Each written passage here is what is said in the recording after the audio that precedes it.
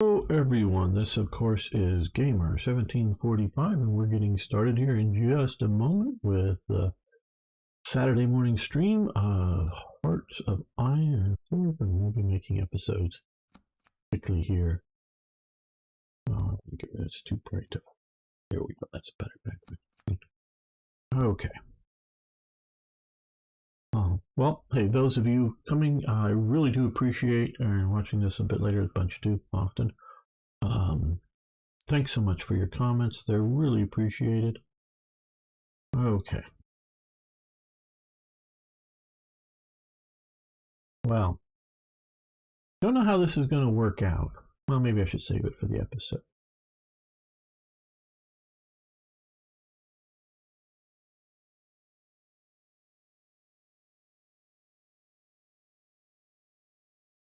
No.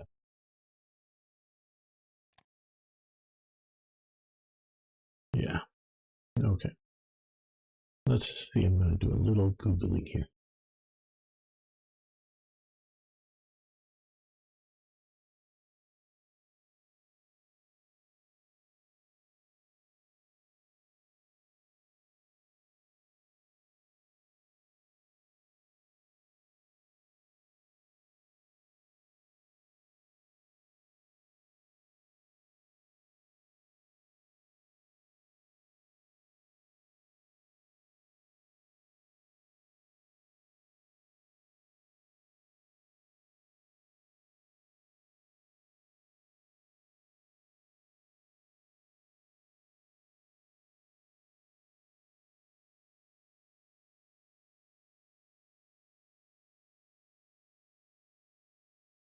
Welcome, fellow armchair generals. This is Gamer 1745 here with my continuing playthrough of Hearts of Iron 3's Black Ice 11.2, and of course we're playing as the U.S. Well, I think I made a bit of a mistake here. I'm overbuilding on the Navy for this time period. I was wondering if I knew I was building more carriers than they were built at this time. I built some of these CVLs that were laid down in, which means sort of started construction in early 41 that obviously will be completing that. So that's probably going to hurt what's going to happen here. We still have about a year. I'm sending over a bunch of forces from various parts of the U.S. We can also send Red Star. We're going to send them to San Francisco. That we can station around the Philippines and Guam in my particular. I would like to add a little more something to each of these smaller island garrisons, but we will see. So yeah.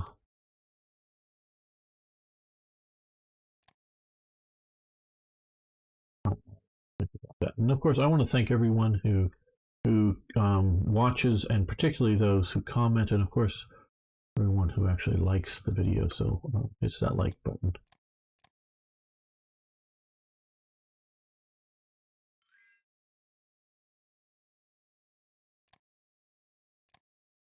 Okay, let me put together a basic infantry division here.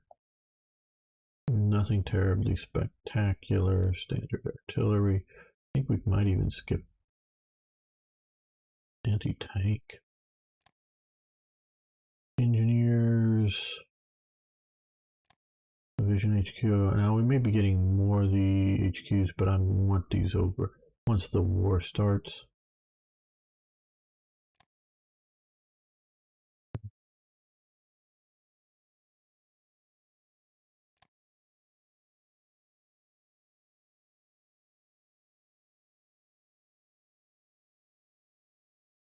So 200 days.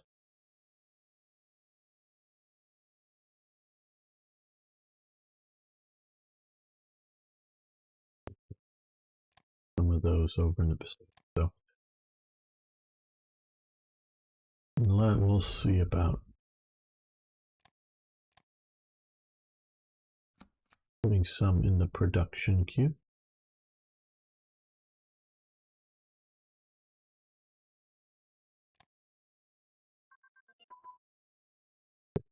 Branch upgrade, right? Okay, good. I saw that allows mechanization of infantry.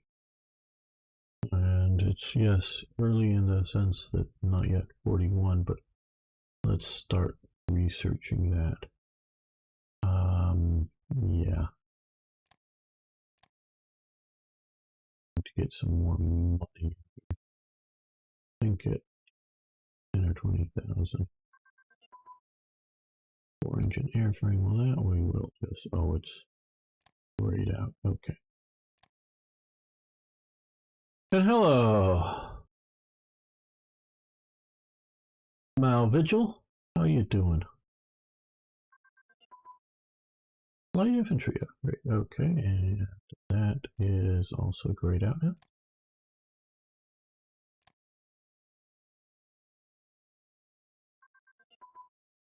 Okay, cruiser surface warfare radar. Advance the, so that'll be over here. Cruiser, no, it's over here. Okay, and tank destroyers.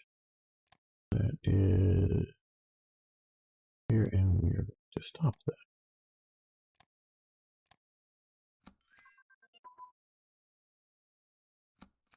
Okay. More money, good. Battle Commander Recognition Advance. That stopped. Cruiser Search Radar advances. And that is also grayed out there. Okay.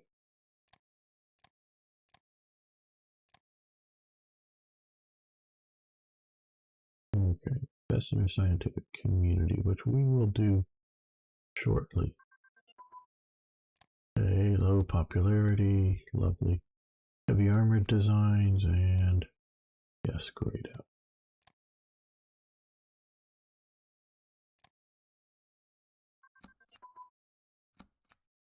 Detroit Tank Arsenal, Chrysler Detroit Tank Plant was the first manufacturing plant ever built for mass production of tanks in the United States. Established in 1940 under Chrysler, by the end of the war, this facility built 22,234 tanks, over 1/4 of the tanks produced in the U.S.A. Wow. Okay. So what they're calling tanks, which I don't know if that technically covers, tank destroyers, the M10, the M18. Just don't know how whoever put that stat together, but so that would be 80,000 tanks. America produces during the war over 80,000 tanks. Wow. That's a lot.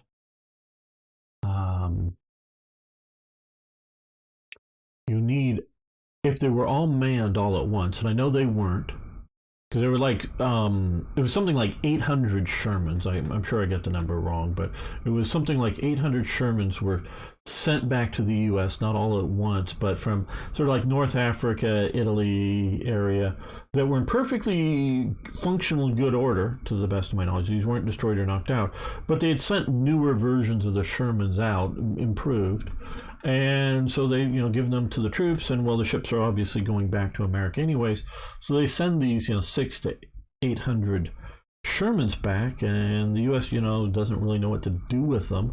But the Commonwealth goes, yeah, we'll take them, Britain and the Commonwealth. If you just do a quick sort of, refurbishment,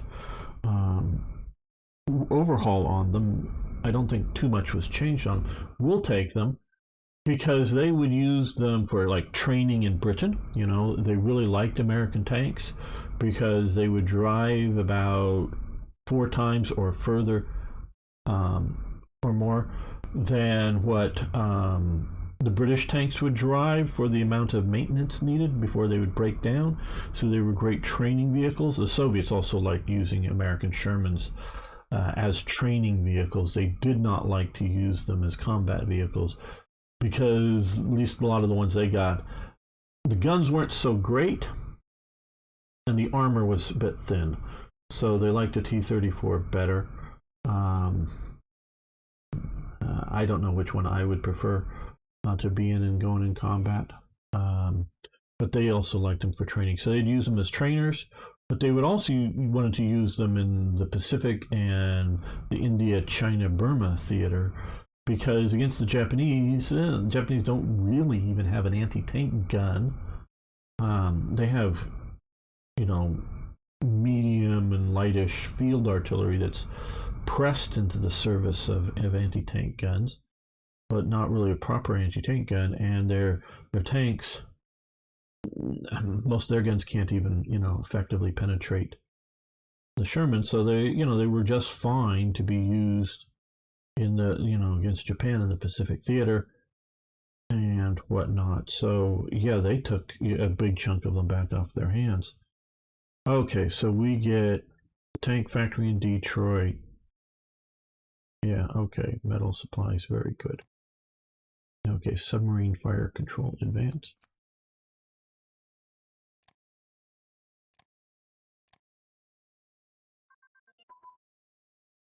Okay, airborne assault tactics. I think that is here. In 38, we'll let that continue. Special purpose armor. Grayed out. Yeah, the U.S. definitely had amphibious tracked vehicles that had some level of armor and guns on them for sure. Yeah, I think the Army used some. The Marines used a bunch. Okay, 400 research. Yeah.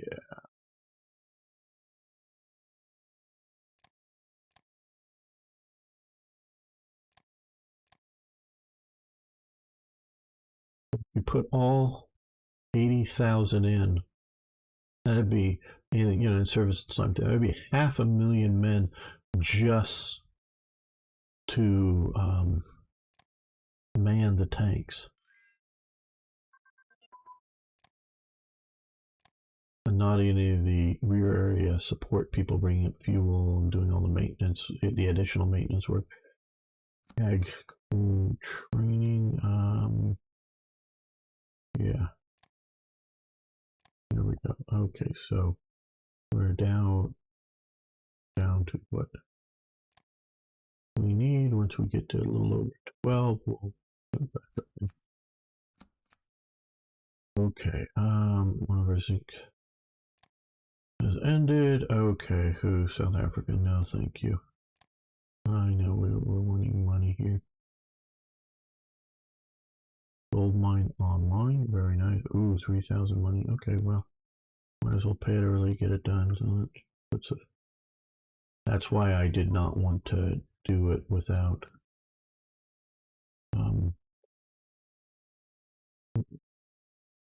invest in research without enough cushion. Okay, twin engine training, fuel tank, it's heavy bombers, ground attack tactics. Okay.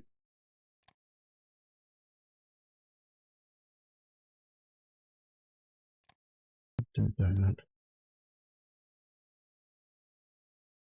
We also may want to do port strikes against Japanese shipping and port.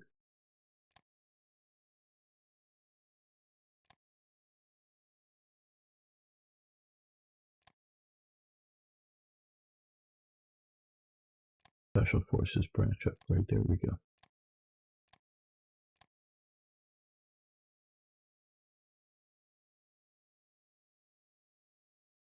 Yeah, America used to be able to really produce things. Interception tactics.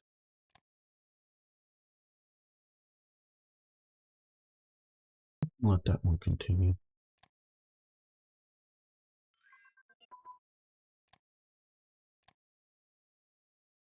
Superiority tactics.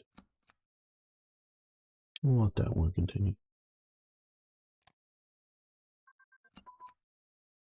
Four-engine transport plane prototype. Very good. Okay, so now we're basically, I know I'm doing early because it's good to have good fighters, but we may wait until I either get through all of these things first. We're going to the other 1941.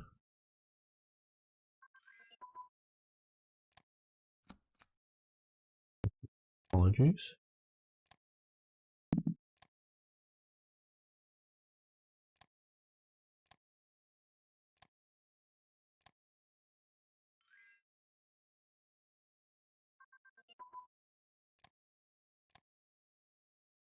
Nav tactics.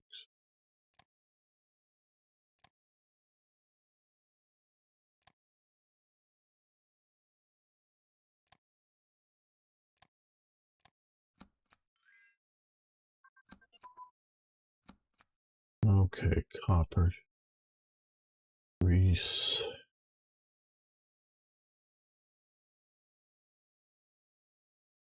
Okay, we'll do grease. Okay, medium air search radar.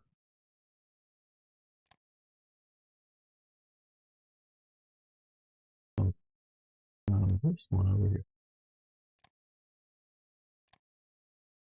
Okay. Now, FDR fireside chat. This was really important. Not this particular chat necessarily, but that FDR was doing these things.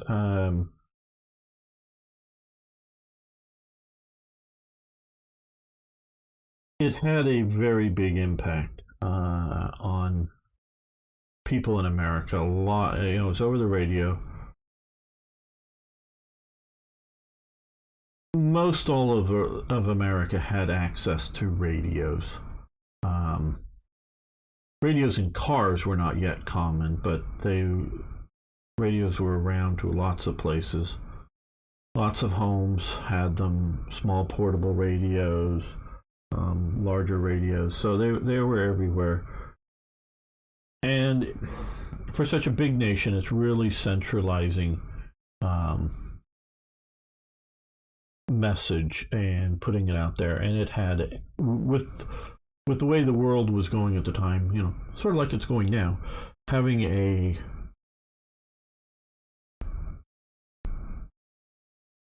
non-divisive, we're Americans type of thing that he was doing. Before in his career, hello, Machiavelli. Got very vocal about Hitler in these chats, yes. Prior to Pearl Harbor, by late 41. Curious as 17 is the year in your name. Look up Scottish Jacobite Risings. You can find that on Wikipedia. That'll tell you I'm a Jacobite. And so,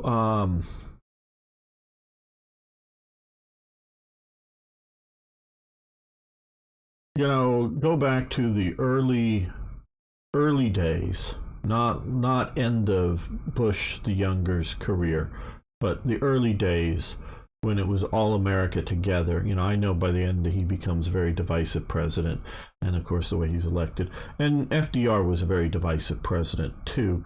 But once he's doing these fireside chats, hey Arno, good to have you here. So, and yes,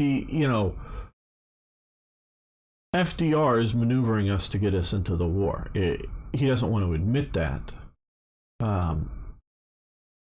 This is like I was saying last week. All politicians at almost any level have to lie. They just have to. Well, an honest politician. No, I mean, they know secrets that they can't put out. And instead of saying, well, I know, but I can't say, you just say, oh, no, we don't know who the criminal is that's doing this. Our police they're looking for him, when they know that the police are like observing the criminal in their home, waiting to arrest them or something.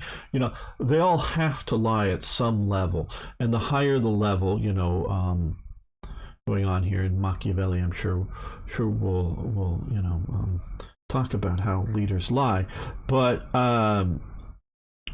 he was not just lying where he needed to, he's lying about what he wants to achieve. And this, the people on the moderate left, not the extreme left, but the people on the moderate left, the politicians I'm talking about, I'm not talking about your average everyday citizen, but the politicians on the left, I just don't believe them. Because so many of them will say, oh, I'm not a communist. I'm not even a socialist. I just want a few social welfare programs. When really they would love communism. But they know if they were to say that, they wouldn't be elected. And so they just, push a little bit. That's why I'm very, very suspicious of politicians on the left. Where I'll tell you what, I know so this is what the left often tells you when they talk about the other side. It's what they tell about, themselves. Because, people say, oh, well, we want to go back to the 1950s. And so then they put up, racism and, women were, couldn't get divorced easily and they were abused by the husband. Nobody on the right wants to do all that stuff. That's what the left thinks, because they think it's code words for something else, when we really just want to leave it to Beaver or whatever type life. That's an idealized, and probably most of you are too young. And good to have you over there. FDR wanted us full blown in the war. Oh yes, he wanted to do that full blown. He enjoyed the position of Lend-Lease and letting Brits. No. Once France falls, that could be and probably was his stance prior to the fall of France. But once France falls, FDR wants in that war so bad. But it's still true. How do you tell if a politician is lying? Yeah, his lips are moving. Absolutely. We as in the U.S. Yeah. FDR wants to get into the war, but he also wants to do so in a way that doesn't split America down the center, because there were a lot of people, the America First people. Some were in sympathy with the Nazis, some because they were, I don't think most Americans really understood what Nazis were. If they did, most of the Americans that supported them would not have supported the Nazis. And not because of the racism. They were, didn't like Jews, or they didn't like black people or whatever. No, it wasn't that. Is a lot of the people that sort of liked the Nazis were either sort of traditionalists to a way or religious. Well, the Nazis were anti-Christian, so they would not have, they supported people like the fascists and the Nazis when they saw them as a way of stopping the spread of communism, which is also a spread of atheism. So, some of the people had sympathies for the Nazis, going, yeah, the Nazis may not be great, but of course they did not, the average American and the average supporter, and it wasn't happening yet. Well, starting a little bit, because it wasn't until 1938 that the first, Kristallnacht happened. So they know bad things are happening to Jews and people in Germany and America, but they really don't know the extent of it. And they don't know that it's going to end in death camps. So a lot of the people that do sort of have sympathies for the Germans, and obviously there's the German-American Bund and hardline supporters. I'm just talking about your average person going, hey, well, those French guys, they're just a bunch of communists sort of anyways, and why do we want to get into the war? The Germans aren't that bad. Yeah, they got grievances after the last war, and hey, they're and trust me, people, I'm just trying to explain the way people thought, not what I think. And they're not that bad, and they're a bulwark against the spread of communism. So, we shouldn't really get involved in the war. Yeah, a lot of Americans, not like the Irish Americans and some other groups, but a lot of Americans, were very much in sympathy with, Britain and its being attacked. But they didn't want to get into the war. But then so many more, just why get into another effing war in Europe?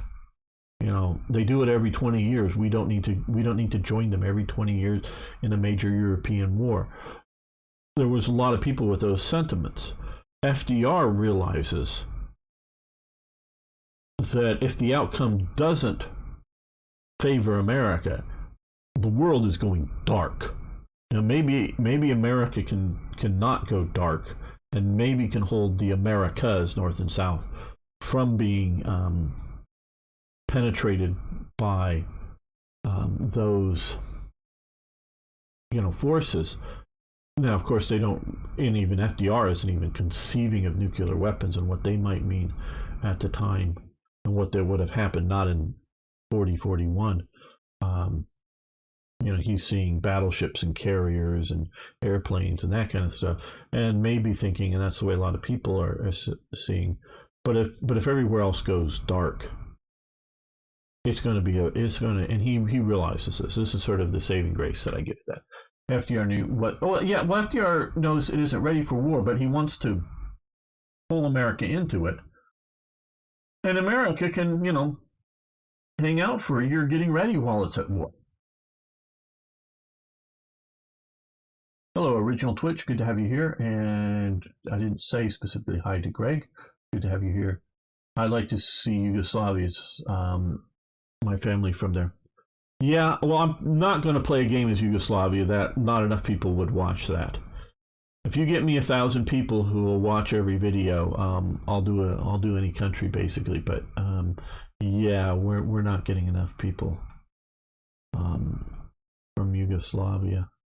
Or we're going to watch. So I understand, but we got to make videos for people that are actually going that are going to have enough people to watch. So this is Fireside Chat. The Nazi Masters of Germany made it clear. Okay, so we will get Arsenal of Democracy event. Okay, Arsenal of Democracy. This was definitely one of. I don't know if he came up with it, but he was coined. It says coined by. I don't know if he or a speechwriter, because they did have speechwriters, people. The Arsenal of Democracy was a slogan coined by President Franklin D. Roosevelt in December 1940, promising to help British and Russians. See, by December 1940, Germany's behind the thing. France obviously had already fully fallen by this point, promising to help British and Russians fight the Germans. But see, I have to wonder about who's writing this. Like the Germans, because he was. Well, I haven't watched all of his speeches, and maybe somebody who's listened to or read all of his speeches and what he was saying there. But I doubt highly that he was promising to help the Russians in 1940, in December, anytime in 1940. Because the Russians, at this point, in 1940, were allies of Nazi Germany. They carved up Poland and all kinds of things they were doing together. The Russians weren't fighting the Nazis. The Russians were like, hey, Nazis are cool. They didn't really think that, but that's what they were saying to everybody. Okay, fight the Germans giving... It was only after Germany invades, in the summer of 1941, as you start including the Soviets. It was announced in a radio broadcast on December 29, 1940, a year into World War II and a year before being attacked at a time when Nazi Germany had occupied much of Europe and threatening Britain. Roosevelt referred to Detroit, Michigan as the Great Arsenal of Democracy because of the rapid conversion of much of the Detroit-era automotive industry to produce armaments during World War II. The speech was coined a call to arms, a call to support the Allies. Now, my understanding, again, is, they were,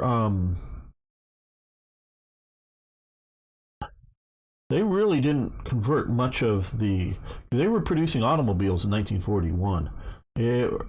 They started to produce, and there are very few produced, 1942 model cars.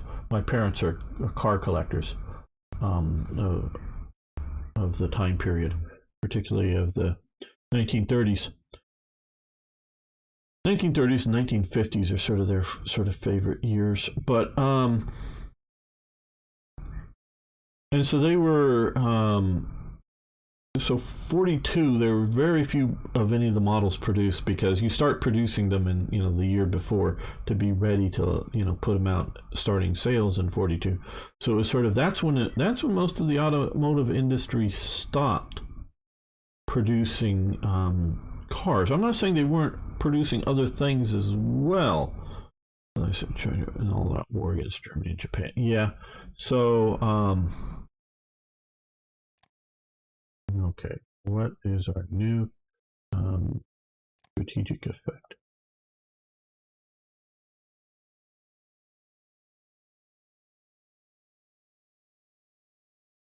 State of emergency, agriculture, okay. Very.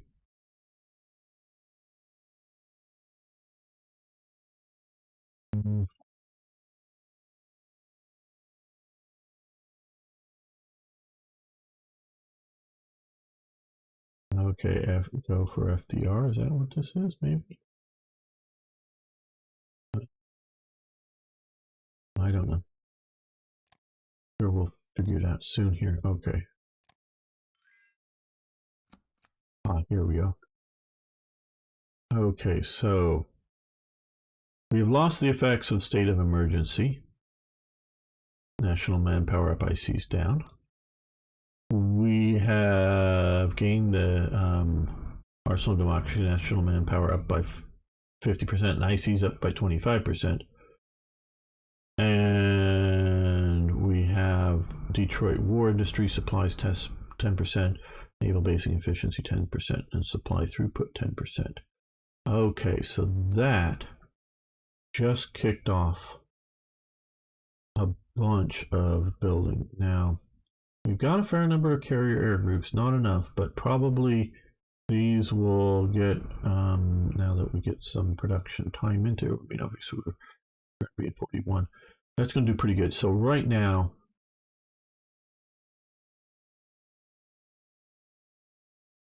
well, I don't know, maybe we,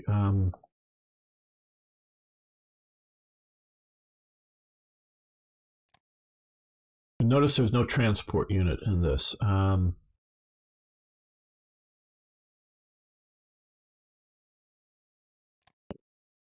forget to undo it if I do parallel. Okay, so that, and let's get all of these going here to hopefully keep them all in production. That'll get us 3 good divisions that they could go here, but I probably want them a little more mobile. I need at least 2 divisions for Guam, and a division up here is for Wake. This is Wake, right? Hard to find a little bit. Yeah, Wake Island, and this is Midway up here. So Wake and Midway, I want a garrison.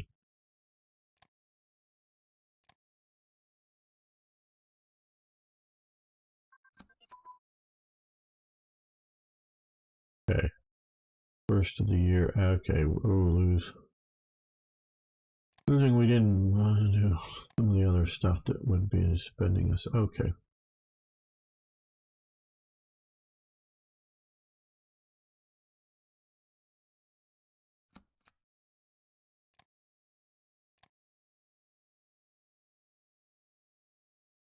Do we want to?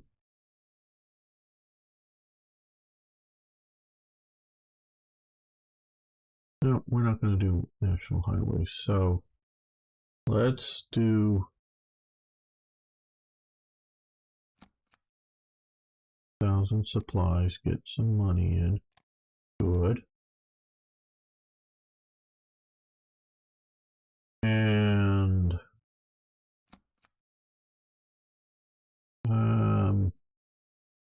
continue to do political supplying.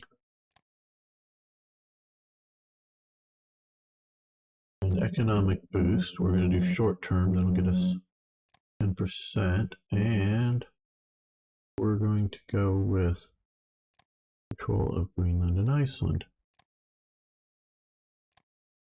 So we now have control of Greenland and Iceland here. Commander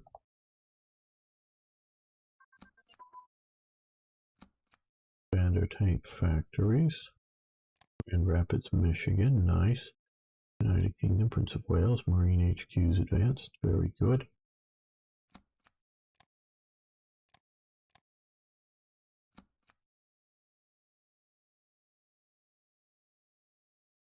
Use one more of those divisions.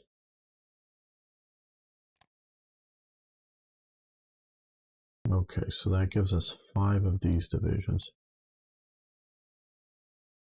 Let's get rid of the anti-tank.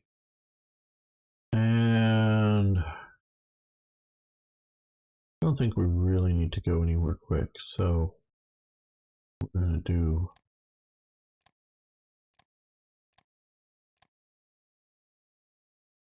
that.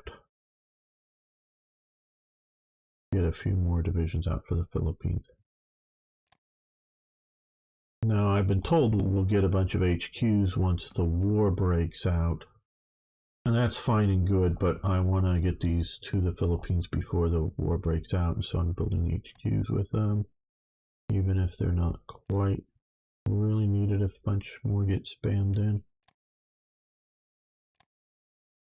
And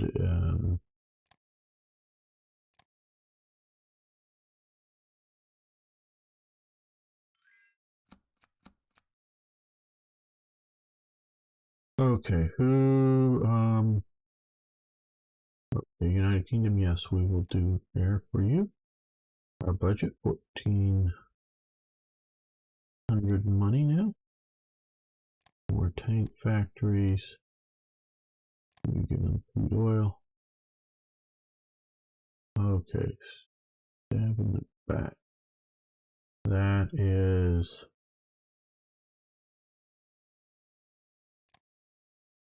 well.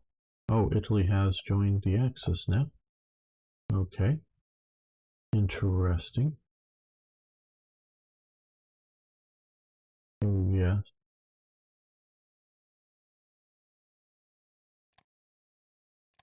Okay, the leadership of Italy assured America that they were desirous of peace, but the government of Italy has now chosen to preserve what it terms its freedom of action, and the hand that held the dagger was struck into the back of its neighbor. Some indeed still hold now that the obvious delusion that we of the United States can safely permit the United States to remain a lone island in the world dominated by force. Yes. So Italy comes in to the war. I know it looking back on it, everyone is like, well, of course they were going to come in, but for every good reason to go into the war, there's 10 good reasons for Italy not to. I think you'll get Vichy and you'll get the vicinity of 40 HQs. Oh, good to know. But like I say, I want to get these built and deployed over here before the war comes, and be able to be ready to fight out in the Philippines. We will be moving a few other divisions out there once, and they'll get mobilized to have a bit more. Okay, paid, good, more money, nice. Italy, 8 million bayonets, yes, Marine HQs. Mounted HQs are also like there. So let's continue with infantry byproduct license. Okay, you can see he's been building a bunch of subs. Hopefully they'll be useful. Oh yeah, no. I no, Greg. I want the suggestions, and it's not that I'm not paying attention to them. It's like I say, I'm presuming a lot of these HQs are going to come, divisional HQs, like once America comes into the war after. 42 has started, and that is sort of too late for what I want to make sure I do. Mobile unit, no, we're going to do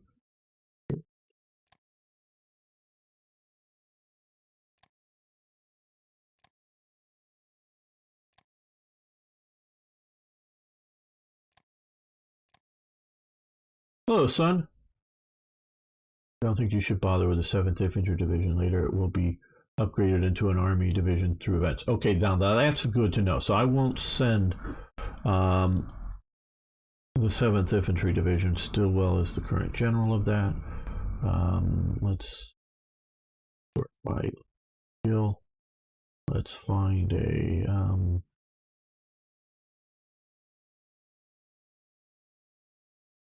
here. Yes, I don't know, but just not Stillwell.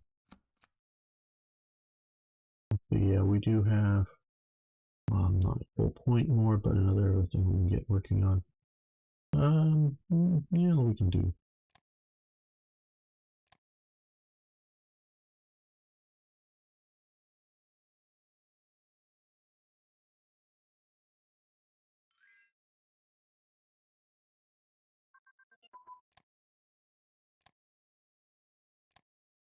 Ground control.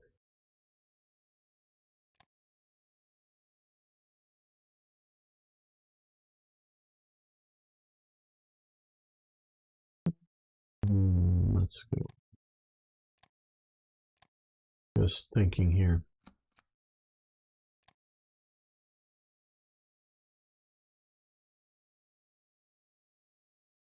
Did we build radars? Here. Click on. No. We'll think about that. But I want to get some of these divisions done first. We still got those.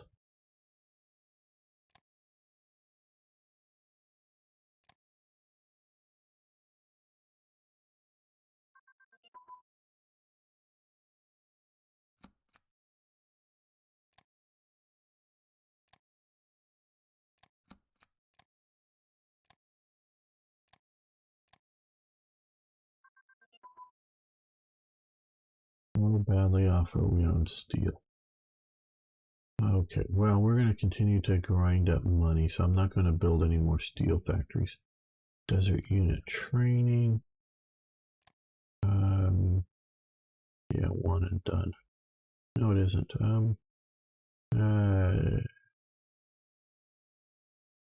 Here, okay. Yeah, we'll let that continue. Hello, Rocky Mountain Man. How you doing? If Germany had won the battles of Stalingrad, taking the city and the Baku oil fields, would they have won the war? No. Nope. With the caveat, okay, I haven't seen you here, at least not under that name. I think I would have remembered Rocky Mountain Man.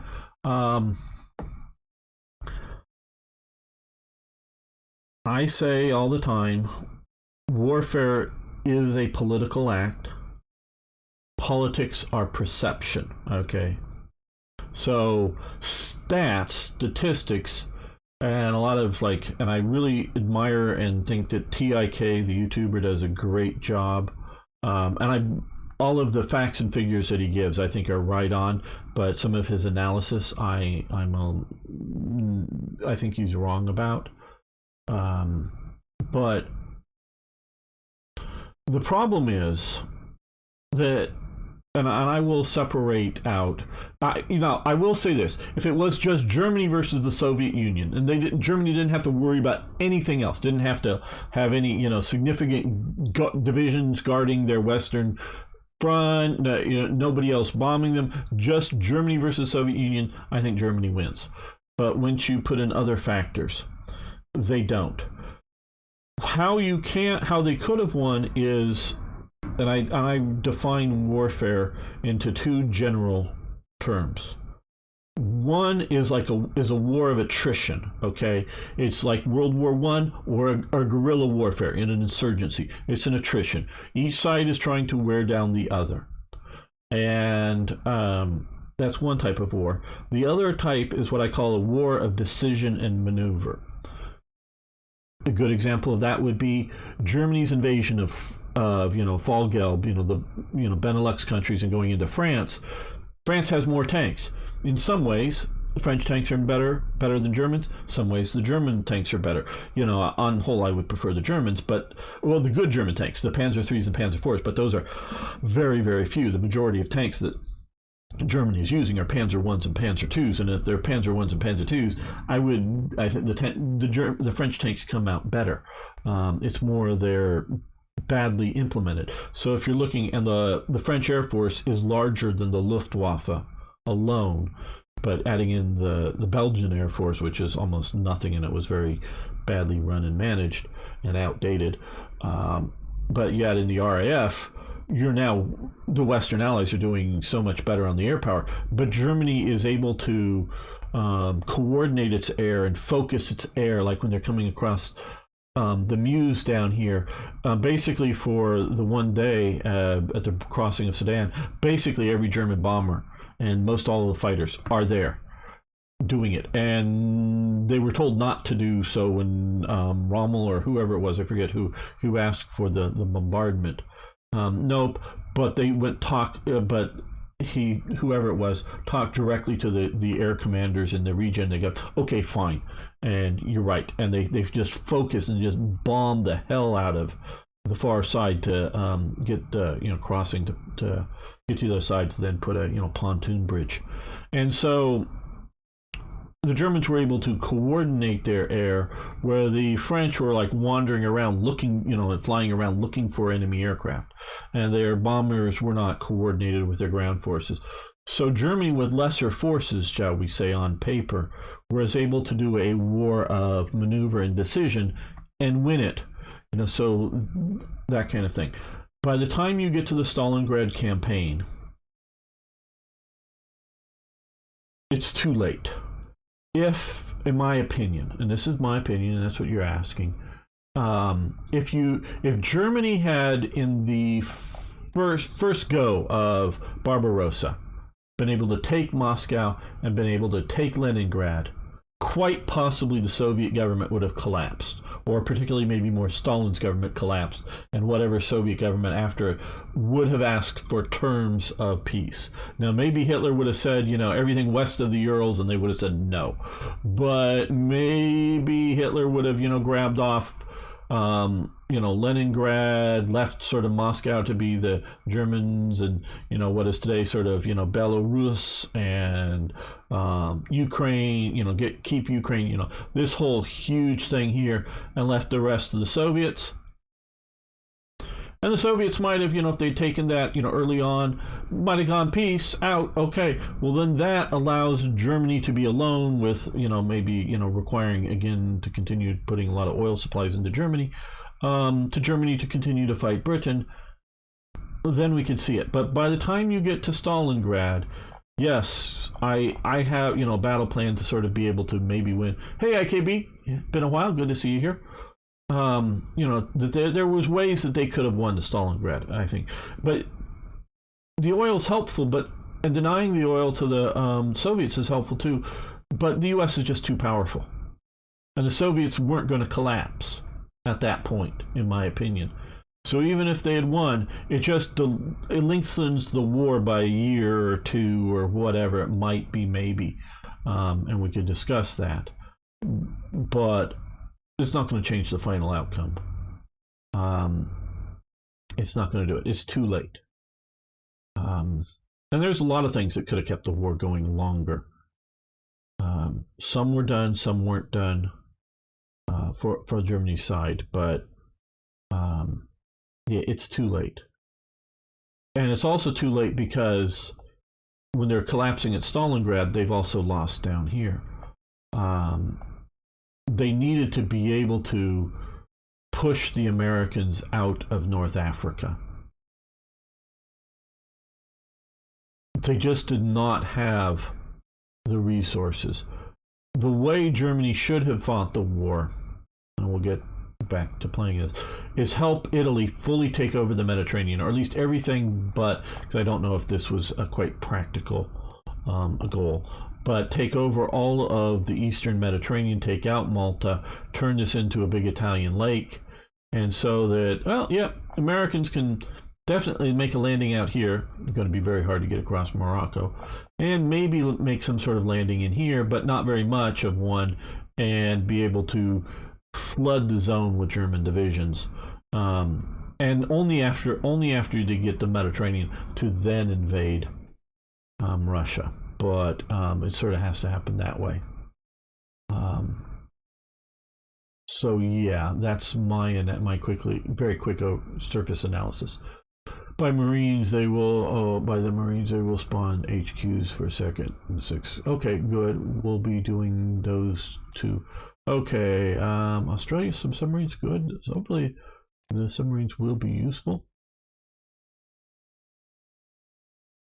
because it's just too late for by that point it's too late for a war to become or to be a war of decision and maneuver. It has become a war of attrition. Now, decision and maneuver can, Hitler wants to always hold territory. No giving back. A lot of it he doesn't trust his generals.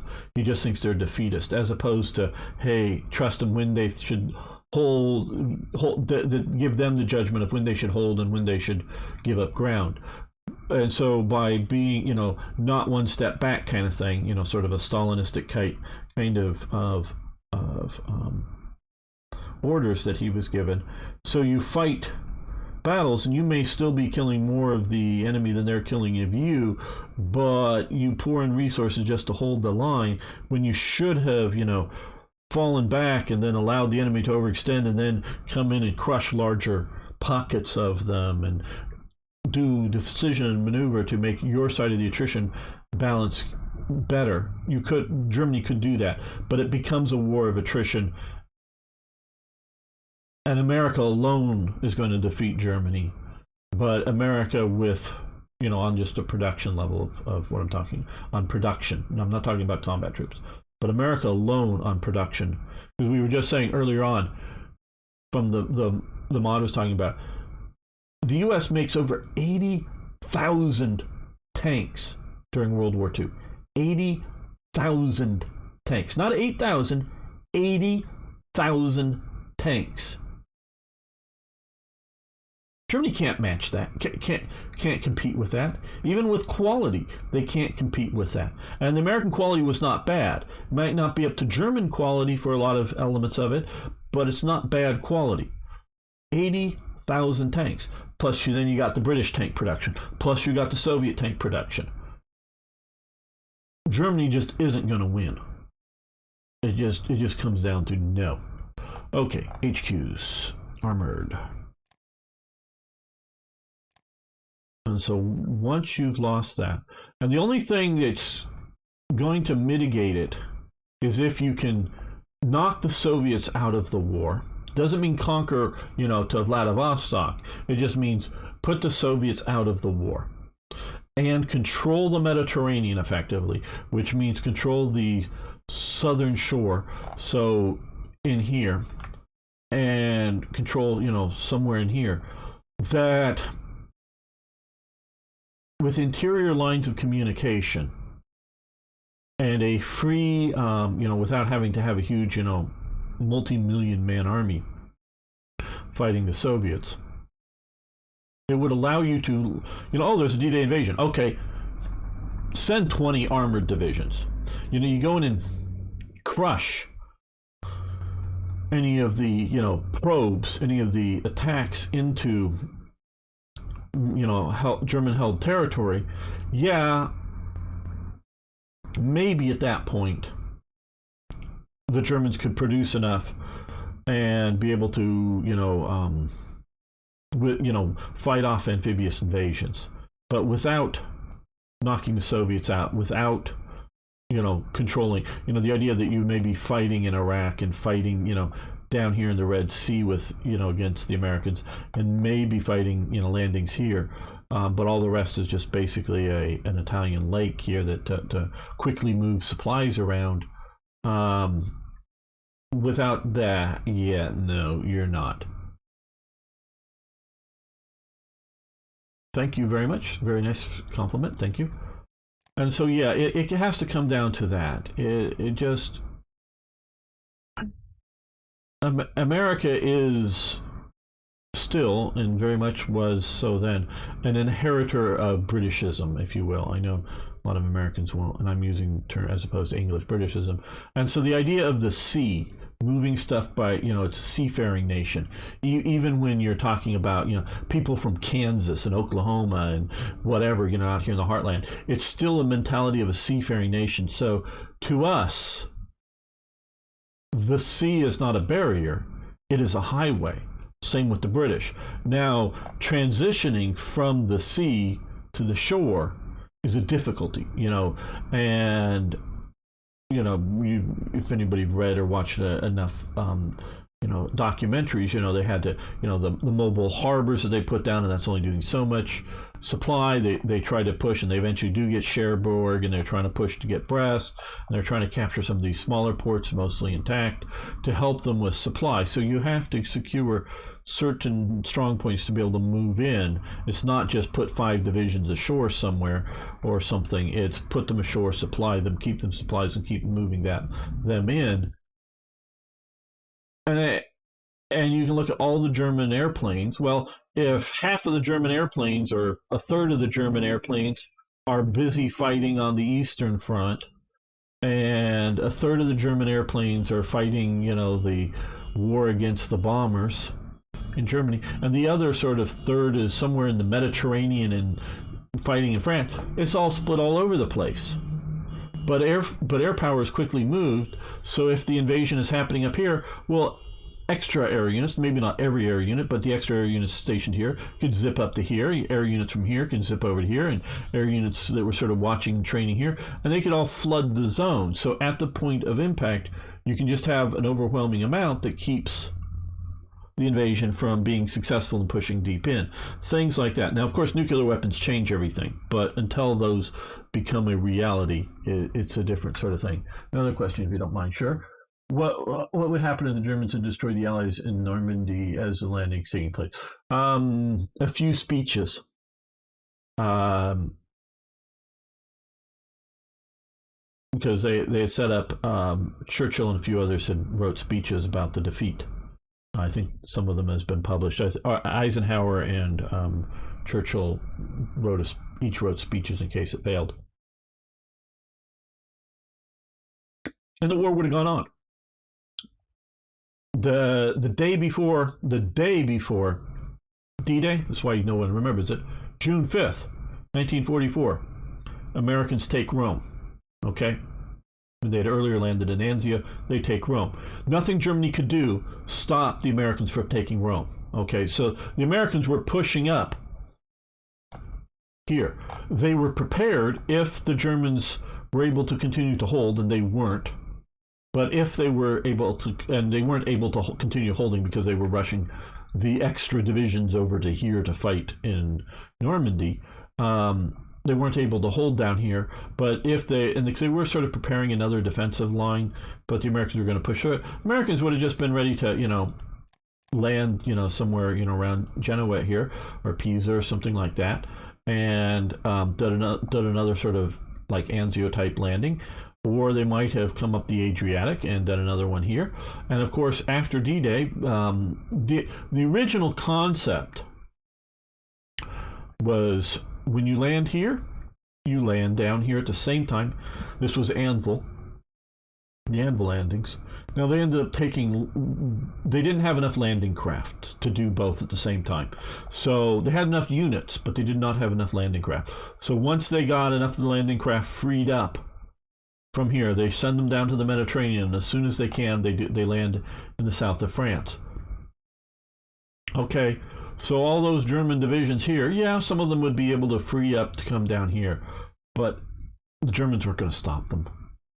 So it would have been, tragic for the guys on the beach. More of them would have died. Maybe large numbers captured. Some would be captured, but I don't know how large. But it just would have been kind of thing.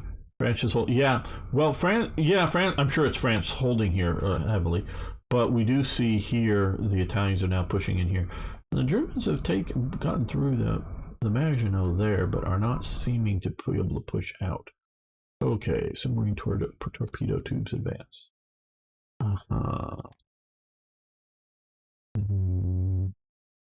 Yes, we don't want to go a little worried because I want this to be a bit of a challenge and not simply America sends divisions to help hold France. I mean, that may end up being what this game ends up, or this playthrough ends up being. I don't know. We will see. We will see. Sort of want the historical challenge. Okay. Okay, we want the headquarters. Yes. We'll take that.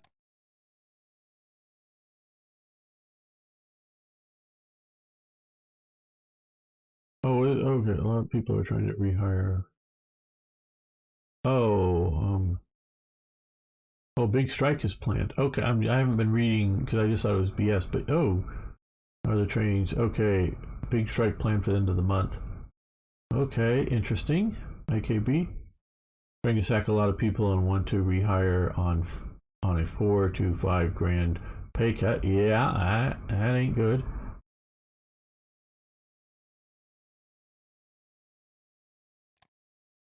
So yeah, hope things go well for you, IKP. And okay, yes, we will take the Missouri. So, and we're gonna let that sort of hang out down here. I know I wanted to get it out because it won't even be available until 43 if we get it fully in production. But I want to get some of these infantry divisions made and ready to go. Huff Duff. That was sort of the British pronunciation of it. Okay, come down here.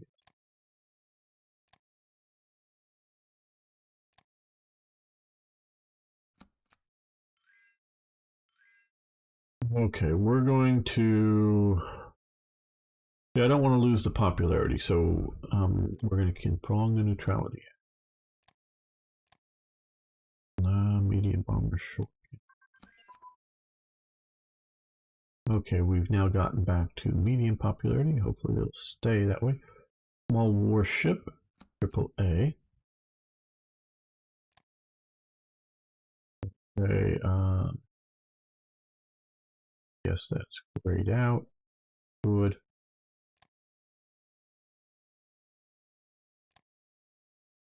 Ships. Ooh, active sonar, cool. Oh, we got a little bit more. Okay, we're getting more and more. Research. Don't have enough spies, but I don't know if I really care enough. They're spying effectively. Okay, we can maybe start doing some of these. Useful.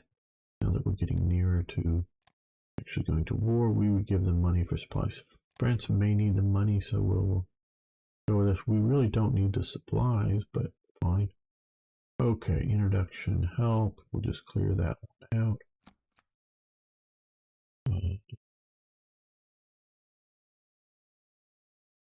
Disabled for a year. That's what I want to do. Use industrial focus for puppets, which is for us, it's just the Philippines. I want them to focus on the army. I'm not exactly sure what that gets them to do, but yeah. Don't think I'm going to do more mining expansion at this time.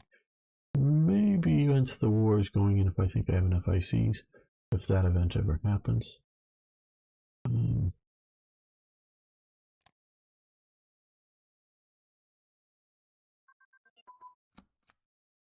Okay, carrier hangar advance, nice. Grayed out and small air search radar, which I think is here. We'll switch that to navigation.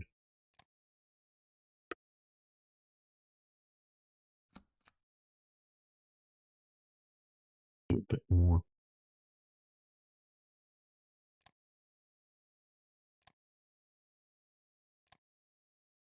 During World War II, how many casualties do you think America could sustain before the war would become unpopular?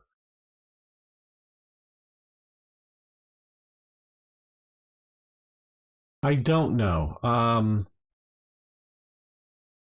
A lot more than it did. A lot more than it did. after, I don't know if it was Iwo Jima or Saipan or one of these invasions, maybe even it was Okinawa, one of the Okinawa invasions here. A San Francisco newspaper somehow got a reasonable idea of casualties. Not just like a number 8,000 or whatever the number might have been. I don't know. The number is unimportant, but sort of the percentages. That it was high casualties, and they published that in the paper. I don't know if it was because casualty rates like that, you don't want it to get back to the enemy, because you don't want the enemy to know, because especially if they're taking the island and every Japanese on that island is either dead or a prisoner. You don't want the Japanese to know that, oh hey, yeah, we cost 8,000 casualties. It's not good for them to know any of that stuff.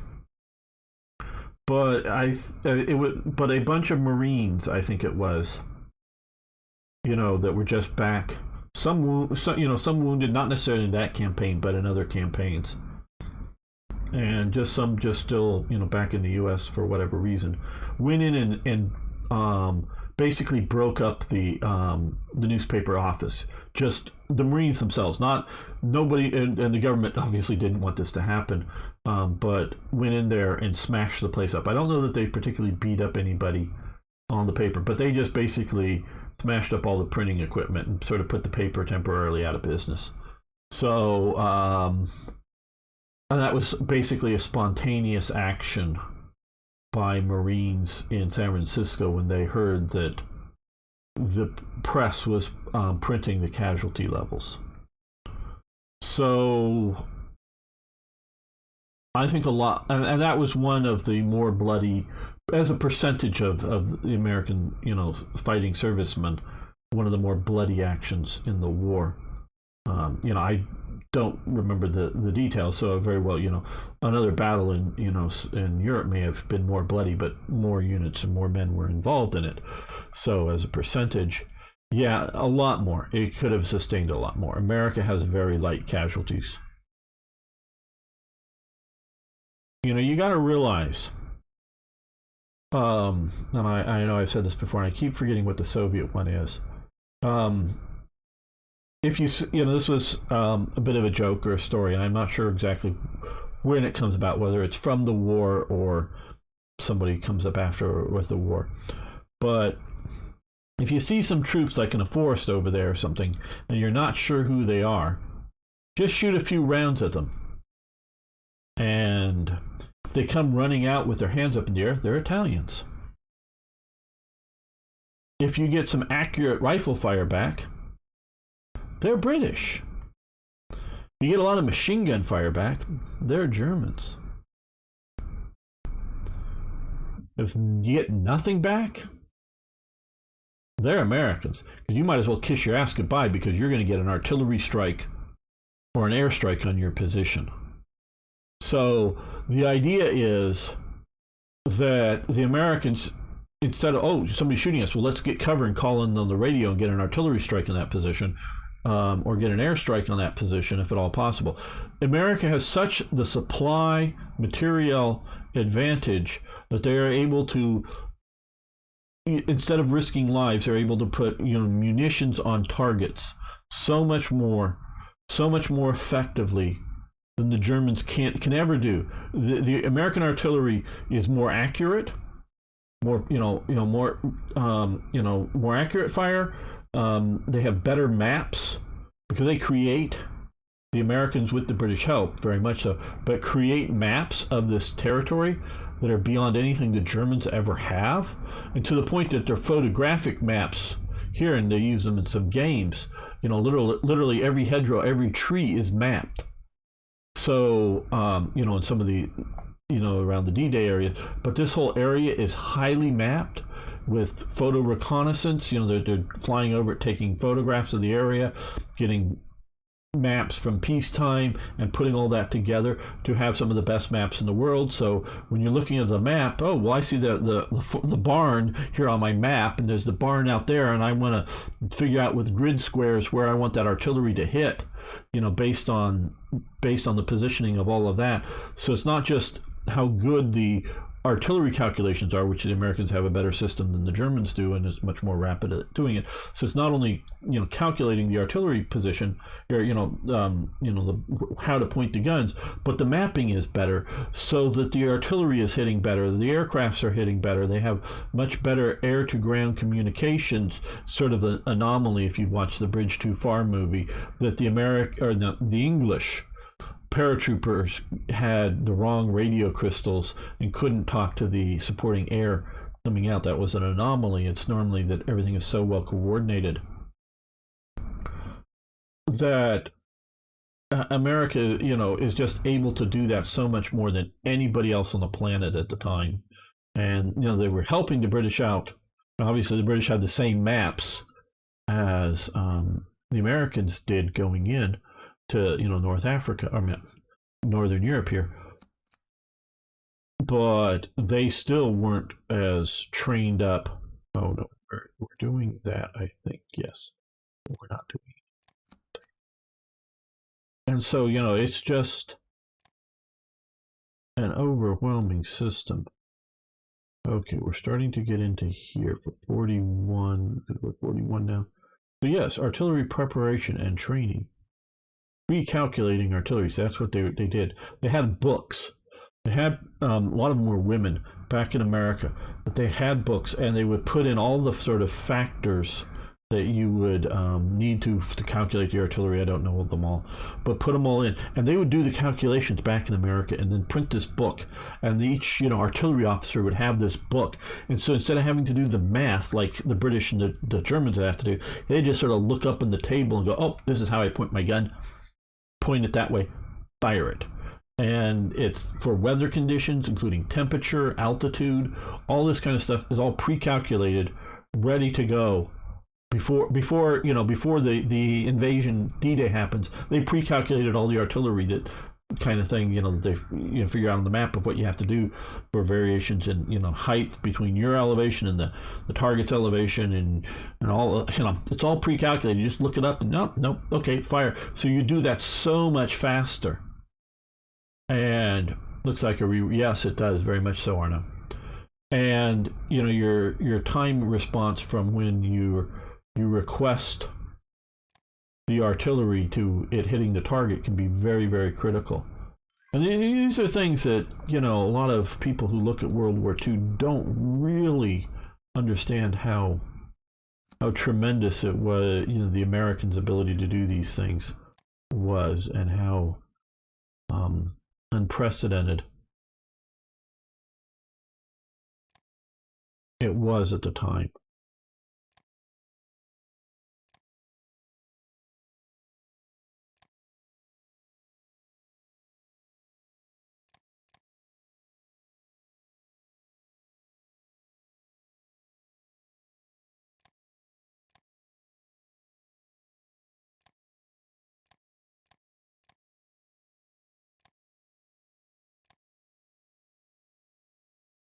Okay, well, I want to get to at least 12,000 money before I do more. Okay. Germany just got Belgium. Okay. The French are being pushed back by the Italians, actually. Okay, submarine periscopes advance. It'll be under submarines and periscopes. Now, okay, what do we need to do to get another class of submarines going?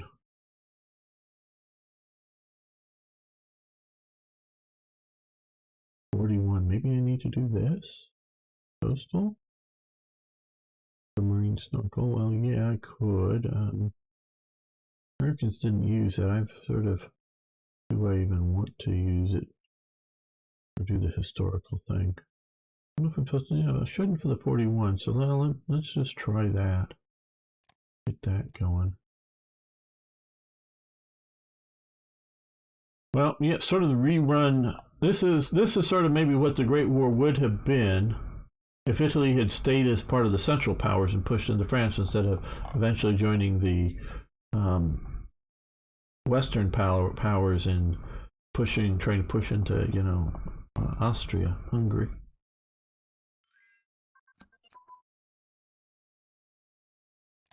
Okay.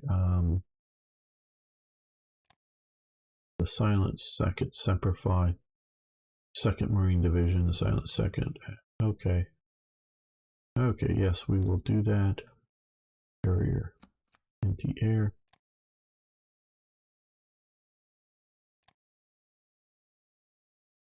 That.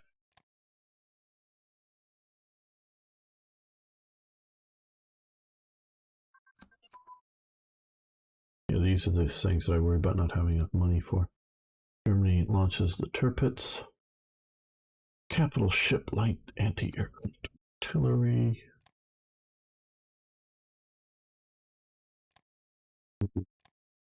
Really? Has heard that Grass Bay is lost. Oh, okay. They've taken out the Grass Bay.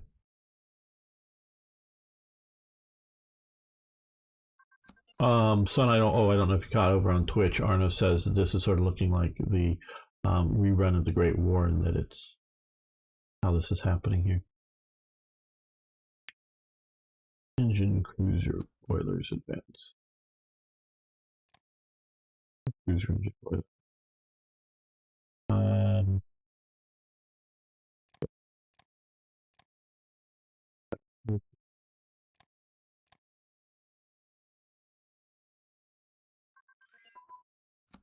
Yeah, it looks like the French are starting to collapse El Salvador.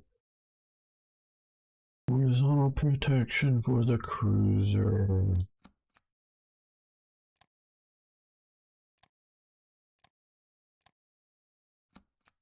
That over to here. Let's see.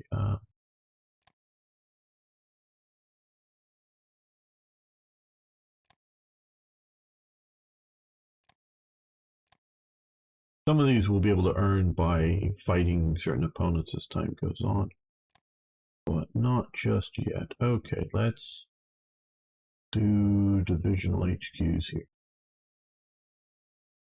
U.S. would always sustain enough casualties until they win the war. Japanese planes can make the war plans to make the war unpopular. There's a stupid plan. Yeah. Well. Okay. There's always the term too much, whatever too much would be. The Americans were very willing to sustain very heavy casualties to take Japan out. So long as the Americans had confidence in the military leadership, not that they made zero mistakes or anything like that, but so long as they thought that their leaders were reasonably effective. They had very high confidence in MacArthur, both the Army. The Navy maybe not so much, but the Army does, and the American Home Front does. The Navy has very high confidence in Nimitz running the show in the Pacific. Out here has to deal with Halsey a bit, a bit of a problem at times, but very high confidence that their leadership and that they're okay, the dumb lieutenant who gets people lost, everybody knows about him. They're real. They happen. Their lieutenants are normally fresh people in the thing, but they have confidence in their captains and majors and generals of the divisions that are running the thing overall good. So the lieutenant might get you killed, but the overall command structure is doing good. And so long as that is being done reasonably well, they're not wasting lives in foolish and unproductive activities or something like that. As long as that's not happening, the American people and the Army and whatnot are willing to put up with a lot of casualties to take out Japan. A lot. Check the submarine AA tech. Well, that could be it. Okay, I will do that one, and I will move that up there just to make sure. That's normally not tied in, but maybe it is. But thank you, IKB. Yamamoto stated himself that war was impossible to be won by Japan. Yes. Okay, another YouTuber I highly recommend if you want to hear what I'm going to say in about 5 minutes or less. If you want to hear it in about an hour or so in a lot more detail, Chinafel. He's probably one of the best historical naval YouTubers. Very good one out there. You can check his channel out. And this I already sort of knew, but he went into more detail on it. Japan, like all nations, are a product of their experience and whatnot. So Japan has one war with Western powers. That is the Russo-Japanese War. I think it's over by 1905. They have one war with that. And they read a book, or 2 volumes of a book, by Alfred Thayer Mahan, The Influence of Sea Power on History. Which I'm a big supporter of Mahanian naval strategy. And it's still valid to this day, although he was writing in the age of steam and coal. Very valid to this day. Japan has its war with Russia. It sinks the Russian fleets right about in here, and that wins the war, because Russia had done the remarkable thing of being able to take the fleet from the Baltic Sea. Although some of it, a little bit of it goes through the Suez, but most of it goes around here and all the way up here. Now it gets some coaling stops on the way, but it's basically steams all the way over here and gets sunk. Doesn't have another fleet. Russia, I think even a lot of those ships are built like in Germany. Russia can't even build the ships. Now Japan bought a lot of their ships for the battle from Britain. So, I mean, neither of them. But Japan, that, and then also reading Alfred Thayer Mahan's work. Now, the other Mahanian Navy, there's 2 Mahanian navies at the time. The other one, of course, is the United States. Britain is not a Mahanian Navy, in my opinion. So Japan and the U.S. have the same basic naval strategy concept ideas. But the problem is Japan thinks, because of its experience, we go to war, we sink the enemy fleet, and we've won. And before, Yamamoto thought they were going to openly declare war. Now, Japan did not declare war when it attacks, was it in Port Arthur? When it attacks the Russians, or was it up in Vladivostok? I think it was in Port Arthur, but one of the time, it's a sneak attack. But this time they try to, a few hours before, try to deliver the declaration of war, but the Japanese don't get it decoded in time, and the Americans actually decode the message faster than the Japanese decode it. That's them declaring war, but it's after the attack already happens. So America's enraged. But Japan understood how it could be defeated, meaning if you defeat its fleet, well, you can just sail around Japan, and Japan can't do anything about it. Nothing you can do about it. But the U.S., if you sink the U.S. fleet, and the Japanese Navy sails up and down here, bombarding all the ports and all the shipbuilding yards, America can just continue to bring in and out, unrestricted, supplies from around the world. So you haven't cut off its access. It's not an island nation. It's a 2-ocean continental nation. Russia sort of kind of is, but not really, not enough.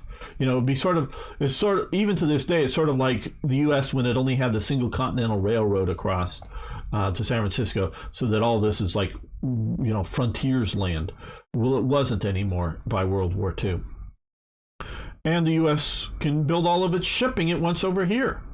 And then whether it's coming through the Panama Canal or sailing around, either through the Indian Ocean or, around here, it can just come back and build another navy and afford to build the 3rd or the 4th or the 5th navy, and Japan can't do that. Japan cannot win against the United States.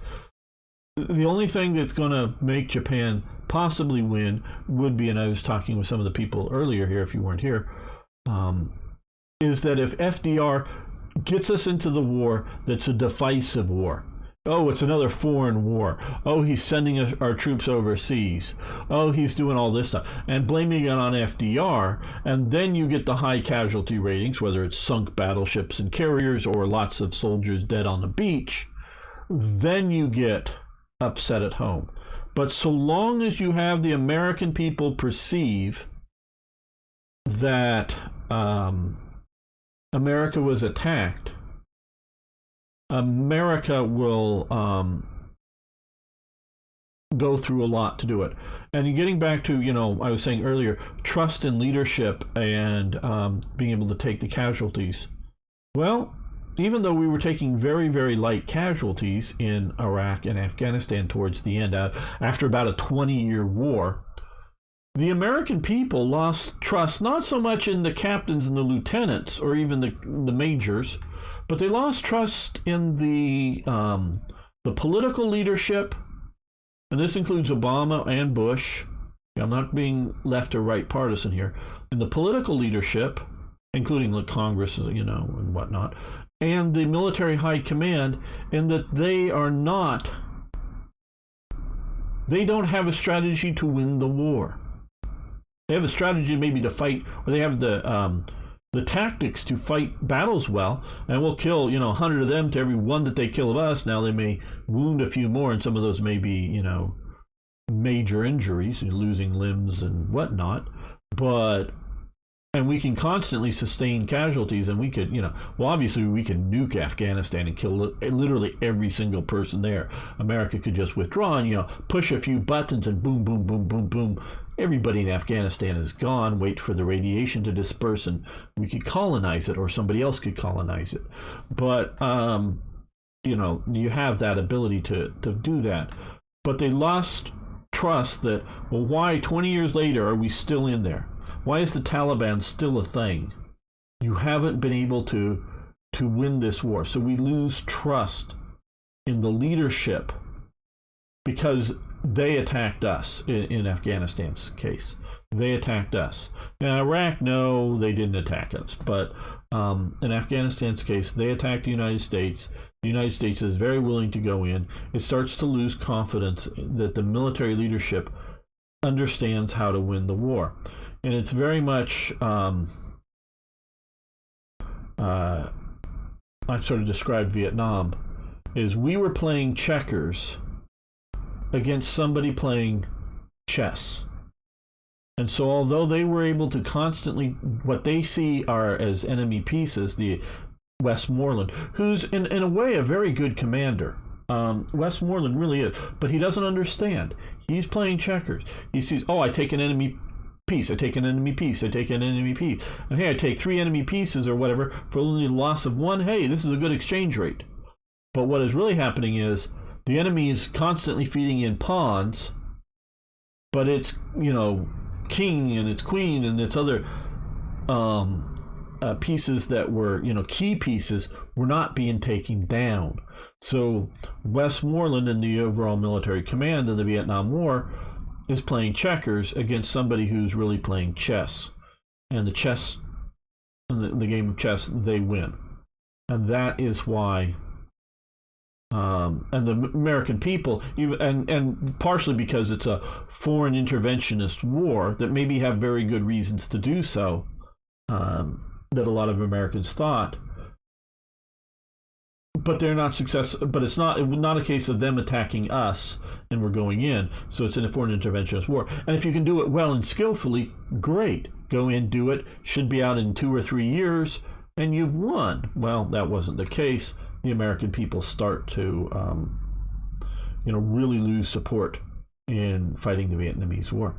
Well, I think we're going to keep the live stream going, guys, but I think this episode is done. Don't want to go too long. I want to thank you all for your support. See you next time for even more, more Hearts of Iron. Okay, I'm going to make it safe here. We're going to continue, but I'll be right back in just a moment. Where the Germans had taken Stalingrad, they would still lose. Yeah, the Soviet already stronger. Germany cannot secure the oil fields yet. Yeah, well, even with the oil fields. Okay, one thing you have to realize, Germany is not going to get the oil fields intact. even if they got there. I watched a really good hour-long documentary on what was happening at Baku. After the German invasion starts, before even Case Blue, the push down in here, the commander in the area, under pain of death for himself, and probably a few of his family and other people, are ordered to prepare all of the oil-producing facilities with explosives. So they're operating all the oil wells, all the piping, going around any refineries, any sort of oil handling stuff, all has dynamite or TNT or whatever strapped to it at some place, ready for somebody to come out with an electric, hook up the electrical plunger and go boom, and they're ready to at least knock over all of that and probably start huge oil fires. Oil fires are hard as hell to fight. So they're going to be a serious problem to fight. But even if they're not entirely the oil fire problem, it's still all of the infrastructure to move the oils are going to be destroyed. And in places in Baku at the time, I believe there's still artesianing oil at the time, meaning you don't have to pump it out of the ground. You just open the cap and it just sputes out. So when it's like that and you start it on fire, it just stays burning until you can literally blow it out. You fight it primarily with explosives, and it's a tough fight. And so Germany is not going to get this in any useful functionability. And they don't know this. The Germans don't know this, but they're not going to get it in any functional use. Now, I don't know. The real question comes in is, I don't know if there's anybody who has good information. How much of the oil does Russia have stored up here somewhere? Are they constantly, for their oil use supplies, constantly is it the constant flow of oil, or what happens if that oil is cut off? Well, at some point, if the oil is cut off, Russia's going to run out of oil. The Soviet Union is going to run out of oil to operate its war machine because it cannot import enough oil. They can't import oil through here because Japan won't allow American shipping through, even though they're at peace with Russia. And it's going to be a trickle, if any, American oil is coming through here and bringing it in through Iran and trucking it across because there are no train connections. Trucking it across, and there is no way to move large amounts of supplies across this desert. And so you have to come through the Caspian Sea, or you have to come through the Caucasus.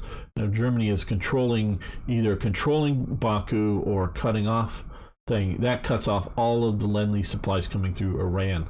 So eventually, now I don't know whether the Soviets had 6 months of oil or 6 years of oil stored outside of the region, but cutting it off will harm the Soviets' ability to pursue operations against them. So that would be a crippling effect. The Germans aren't thinking in those terms, at least nothing that I've heard about that they are. They're thinking about capturing the oil for themselves, but they're not going to capture that oil. They're going to have months, if not years, but at least months of time to get these oil wells, the oil fields, back into production at any meaningful level. We can come here and with black ice, and this is research that I did. It has now been included in black ice. It's sort of shale oil, but it's, instead of oil sands, it's oil mud. You actually mine this oil out with picks and shovels, and then you sort of compress it, and then you strain it. And this was actually set up with German money, mostly after World War I, as a strategic reserve. If this was sort of a safe rear for another area for another war someday with Britain, they would do this. And they also added coal here because you could burn it. You can burn the oil mud as if it were coal. And about 80% of the facilities are destroyed by the time the Germans show up here. So the Germans get some of it back into production very quickly. Again, only like about 20% or so. the Germans decide, well, no, we're not going to put any effort to get this oil. And this is a considerable amount of oil up here. We're not going to bother getting this stuff back in production because we're getting ready to go take the Caucasus. We're getting ready because it was getting ready for going in here. And it is only after that this becomes apparent that they're not going to get the oil down here do they start to not just get the the stuff that was sort of the machinery that was working at the time, but do they start seriously looking at getting this oil back. I think it's like in 43, maybe even 44, but somewhere around there. And they're sending up a lot of like Jewish labor, just literally guys with picks and shovels to start digging into getting the stuff out. And they're only just starting to get it going when the Soviets push into here. So they could have about a year earlier get this going. It's not going to be enough oil, but it's going to be a more than a couple of synthetic factories of oil. So it would have been a substantial amount of oil had they got it back into production. But they don't even bother doing so because their eyes are fixed at getting this oil. But they wouldn't have gotten this oil, even if and they were set up. Even if somehow they dropped a bunch of paratroopers in, they weren't going to get most of it intact. It was going to be, the Germans got within however many miles. He was told, the commander, if they get some sort of radius just anywhere around in here, you blow it all. Just blow it all. And so yeah, it wouldn't succeed. Germany does briefly get the Maikop, and that's heavily damaged, my understanding too. They never get the Grozny oil. That I think also would have been, hey ZZ, also been heavily damaged as well. But definitely the Baku was basically right. Now again, it's a strategic goal because eventually you can get it back going, and you deny it to the enemy, and so it's good to get. And if you can cut off, because again, nothing is gonna there may be one rail track through here, but I don't even think there's any trains going through here. So you get the Volga River held. You get Astrakhan, and you get the Volga River held here. The Soviets cannot push a major offensive through here. This is again just waste desert. Now you're more worried about the British coming up here, but that is only a minor threat, shall we say. So you shorten your front lines considerably by taking here, because you don't really have to hold this so much. It's hold here, and but you got to get on this side of the river, this side of the this side of the Volga, and hold this area here.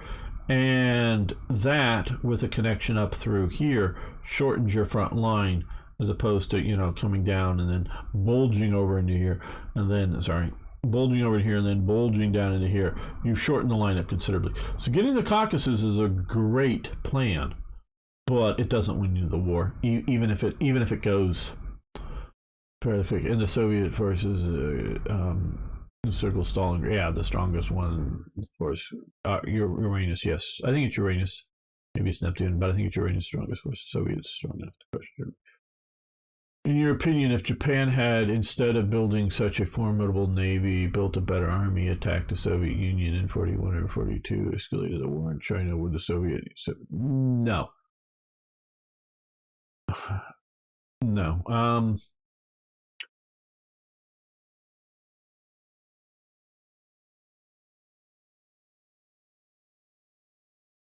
Japan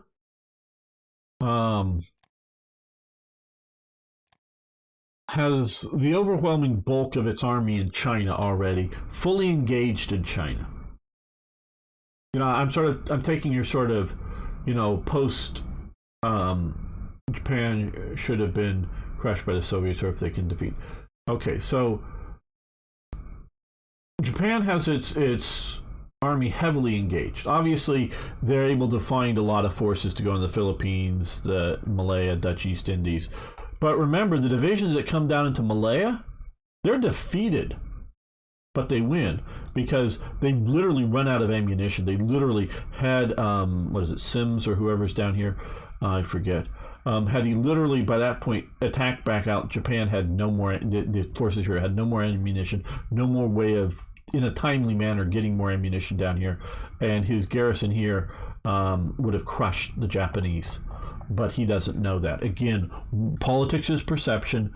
Politics is perception, and war is a political act. So the perception was that the Japanese were unstoppable and were going to take Singapore, so he gives up.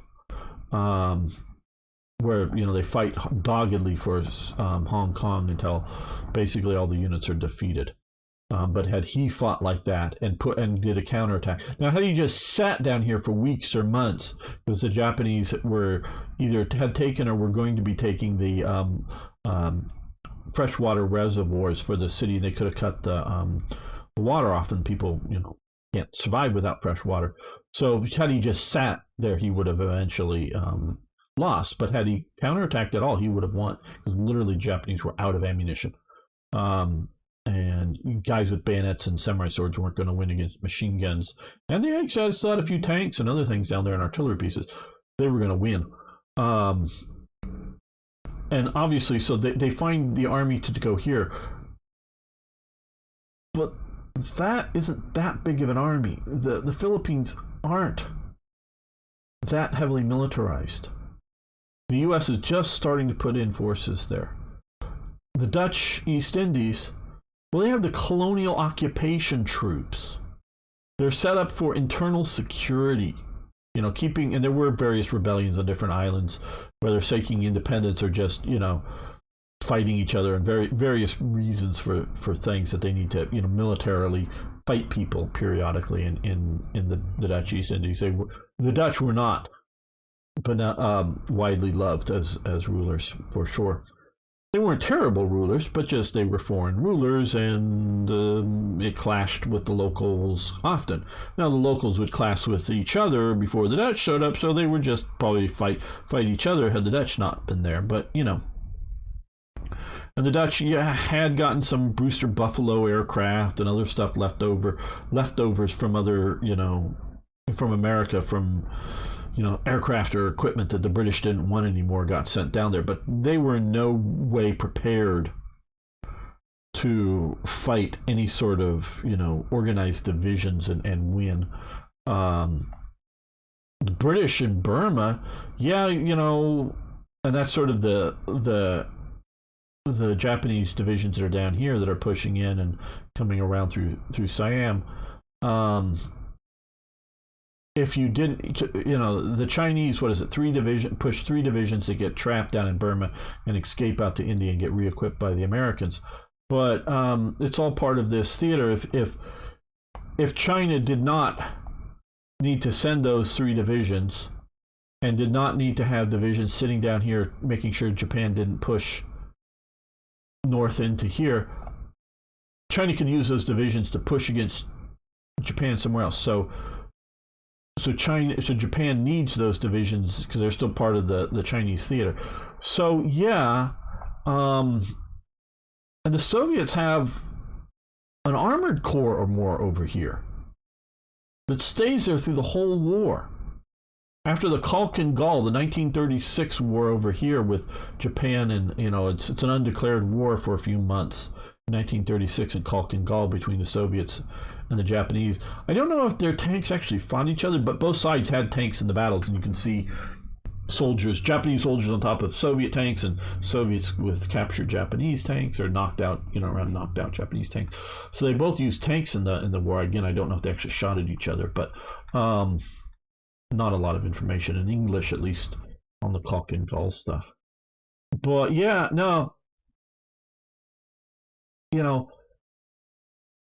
maximum effort. You take out Vladivostok. You take out here.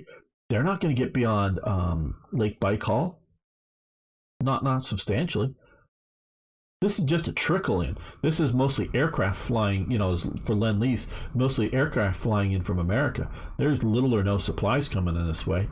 And Japan isn't going to do that. They're fully committed down in China, and to pull up Yeah, well, Japan did, caulk and gall, and they had fought the Russians before, and this is in wintertime. This is damn cold, so they knew the terrain. They were capable of fighting in the cold. That isn't the reason why they didn't push. So, it just the Russians are just too strong, and even if they win, it's not that big a deal. Now that keyed with, again, Germany taking Moscow and Leningrad in 1941 on the first wave of the invasion, tied in with Japan taking here, that might collapse the Soviet Union again because of perception of everybody's invading. But we're not. There's not the. Japan would have been dead. Yeah, well, also, oh yeah, well, see, they didn't have the oil. Japan was running out of the oil. Japan is losing a war, so what do? Start another war. Japan has enough. Well, no, Japan has a trickle of steel. The Japanese army, who's in charge of the government functionally, under Tojo, and which only starts in was it 40 or 41 does Tojo take over the government? I forget. But the army offers the Navy steel to complete some of its ships. The Taiho is coming along. I don't know if it's been started, but complete some of their battleships. We'll give you a higher allocation of steel. Take the steel away from the army, give it to the Navy to build your ship's Navy. If you do this, will you go to war against America? So that was the bribe. And because the Navy, to the best of my knowledge, was sitting on a stockpile of oil, but it was in naval control. You got to realize Japan is teetering on a state of civil war leading up to the war. And the war would be between the army and the Navy. To the point that Yamamoto, for a while, cannot leave his battleship. He's literally the army is sitting outside of the naval base, ready to arrest Yamamoto as soon as he steps off his battleship. Yamamoto is, in essence, a prisoner on that ship. I mean, he's fully in command of the ship, but he can't leave. It's the only ship that has air conditioning in the Japanese Navy because they air conditioned because he's trapped there, and it's sort of hot inside of a battleship. They air conditioned his office and living quarters of whatever battleship it was, and he's living on board there because the army, elements of the army, are going to arrest him as soon as he leaves the naval base. And if they can see him and think they can grab him, they want to arrest Yamamoto. And there is a strong division between the army and the Navy. There's also a strong division between the army in Japan and the army in Manchukuo. Now, of course, more and more of the army of Japan gets sent over into China as it goes on, so that division melts away as time goes on. But in 1937-38, there's the sort of Japanese army in Manchukuo, and then there's the Japanese army at home. The Japanese army, the high leadership of the Japanese army at home has almost no control over the Japanese army over in Manchukuo, and the Navy is doing its own thing. And so the Navy isn't going to give up its stockpile of oil without a fight. And the army isn't really going to want to fight too much because they know they need the Navy to be able to transport, men and equipment and whatnot, steel or iron from Manchuria back to Japan to make into weapons and then get back and forth. So yeah, if you take away all the Navy's oil, you can't fight it, and yeah, they really can't do this. So it gets back to, I know when there are some regular army units, and yeah, there were some regular army units for sure, Arno, but not enough to point of impact. The Dutch army, and I don't know how it was spread out, but I'm sure that there was some here on Sumatra, some on Java. Those are probably where the great bulk of the army is.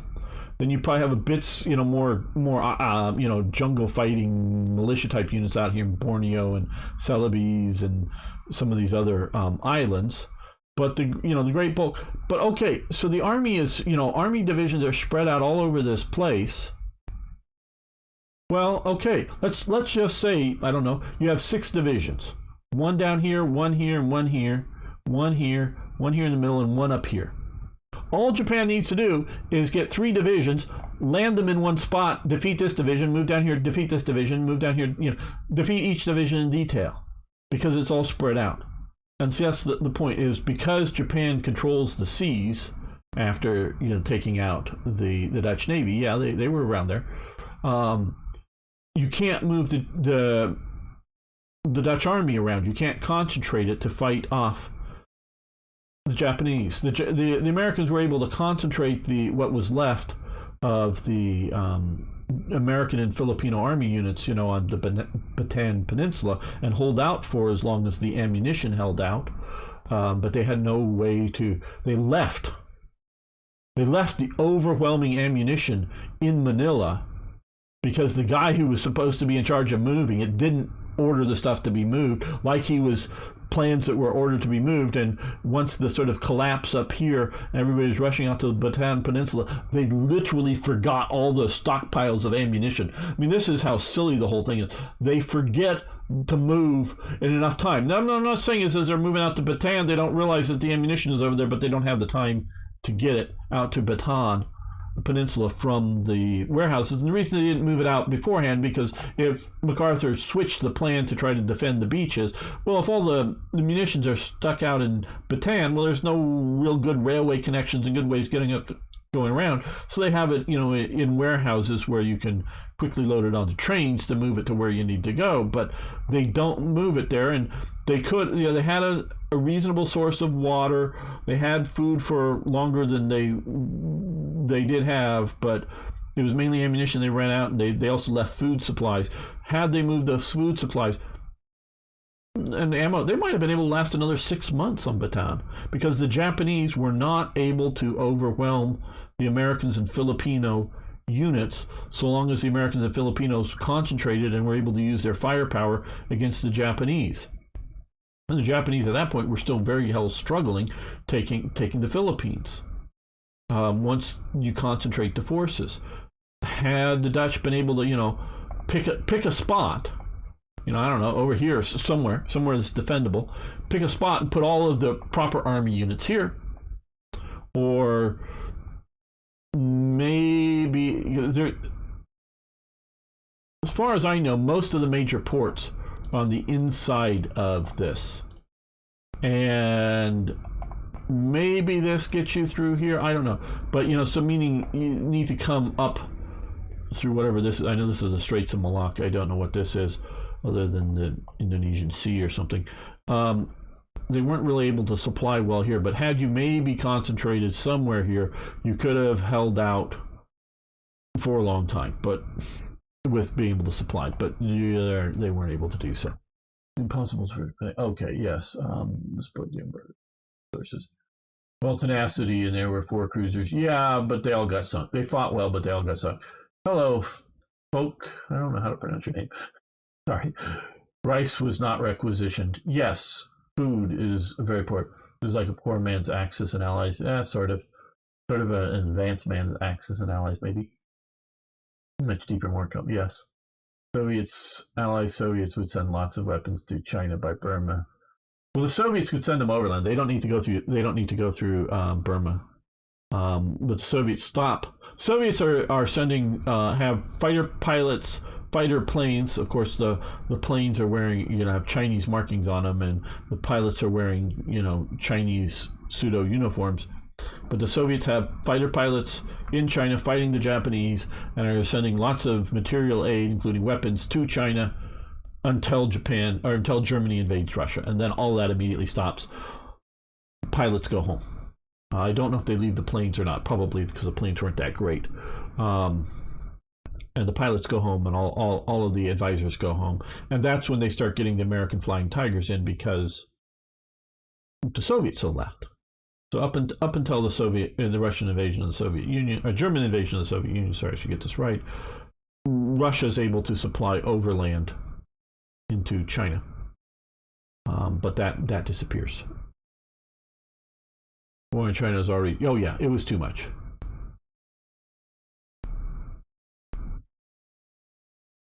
Yeah, no, Japan is an impossible. They cannot win. They do not have the technology because they don't have radar. They train really good and they have really good night fighting capabilities. Oops, the Americans have radar. Now the radar isn't perfect, so a cruiser sitting next to a coast of an island in in one of these places here, you know, and the radar will return enough clutter that the radar operators will maybe just see an island there, because even if the ship's moving, if it's sort of out there. But if it's out in the open enough, the Americans, no, there's a ship out there, not one of ours, let's shoot at it. The Japanese are very good at night fighting. They train heavily and they want to have night battles, but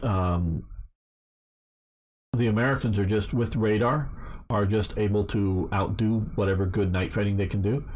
Japan launches a really great torpedo salvo at American ships.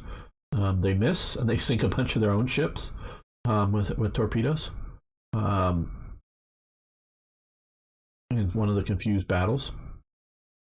So yeah, and so yes, Japan, and like Arno's saying, yes, if you concentrate, and I don't, concentrate all the forces, the Dutch military forces in a good location, one in which you can control the sea enough to get resupply in, they might be able to resist. For as much as it was good, it's both a good and bad thing what happens here. With Japan coming in strategically, militarily, there is virtually no overland communication from Burma to India. At times, Burma is its own sort of department in the British colonial system. At times, it's sort of part of India. I don't know the details of the status as it was right at the start of the war. But, the British have built all kinds of railway into Burma, but none of it touches India. And they built all kinds of railway here. And yeah, there's a couple of dirt road kind of things going through here, but it's virtually nothing. So that keeps, that limits Japan from being able to push into here, but it also limits the Allies being able to push against it. There's a huge Indian army, but you can't send it all away because then India would revolt. There's a lot of Indians that see the value of British colonialism. I know my friend Azads doesn't see any value in it, even though he speaks to me in English. Well, he only speaks English because of British colonialism. Whether he would have had different colonial overlords or no colonial overlords, he only speaks English because of British colonialism and a lot of the good things they give India. So there's a lot of Indians understand that Britain does a lot of good for India. There's also a lot of Indians that want independence. And, so you can't just send all that Indian army away to go fighting, but you can send part of it. So although Japan is able to blitz, if you will, into Burma and take the unprepared British out, they're stopped by this sort of jungle mountain area here. We can see here, mountainous, jungle mountain area here. They're stopped by it. But they're also protected by it once they control this area, because the British Commonwealth, whatever you want to call them, can't just push back in. Again, they would have lost. If the British had only pushed out of here, I think this would have turned the war around so fast, because the emperor was a willing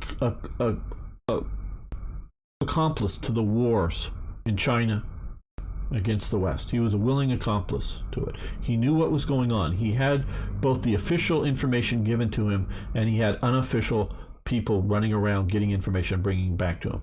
He was not running the government, but it would have literally caused a civil war if the army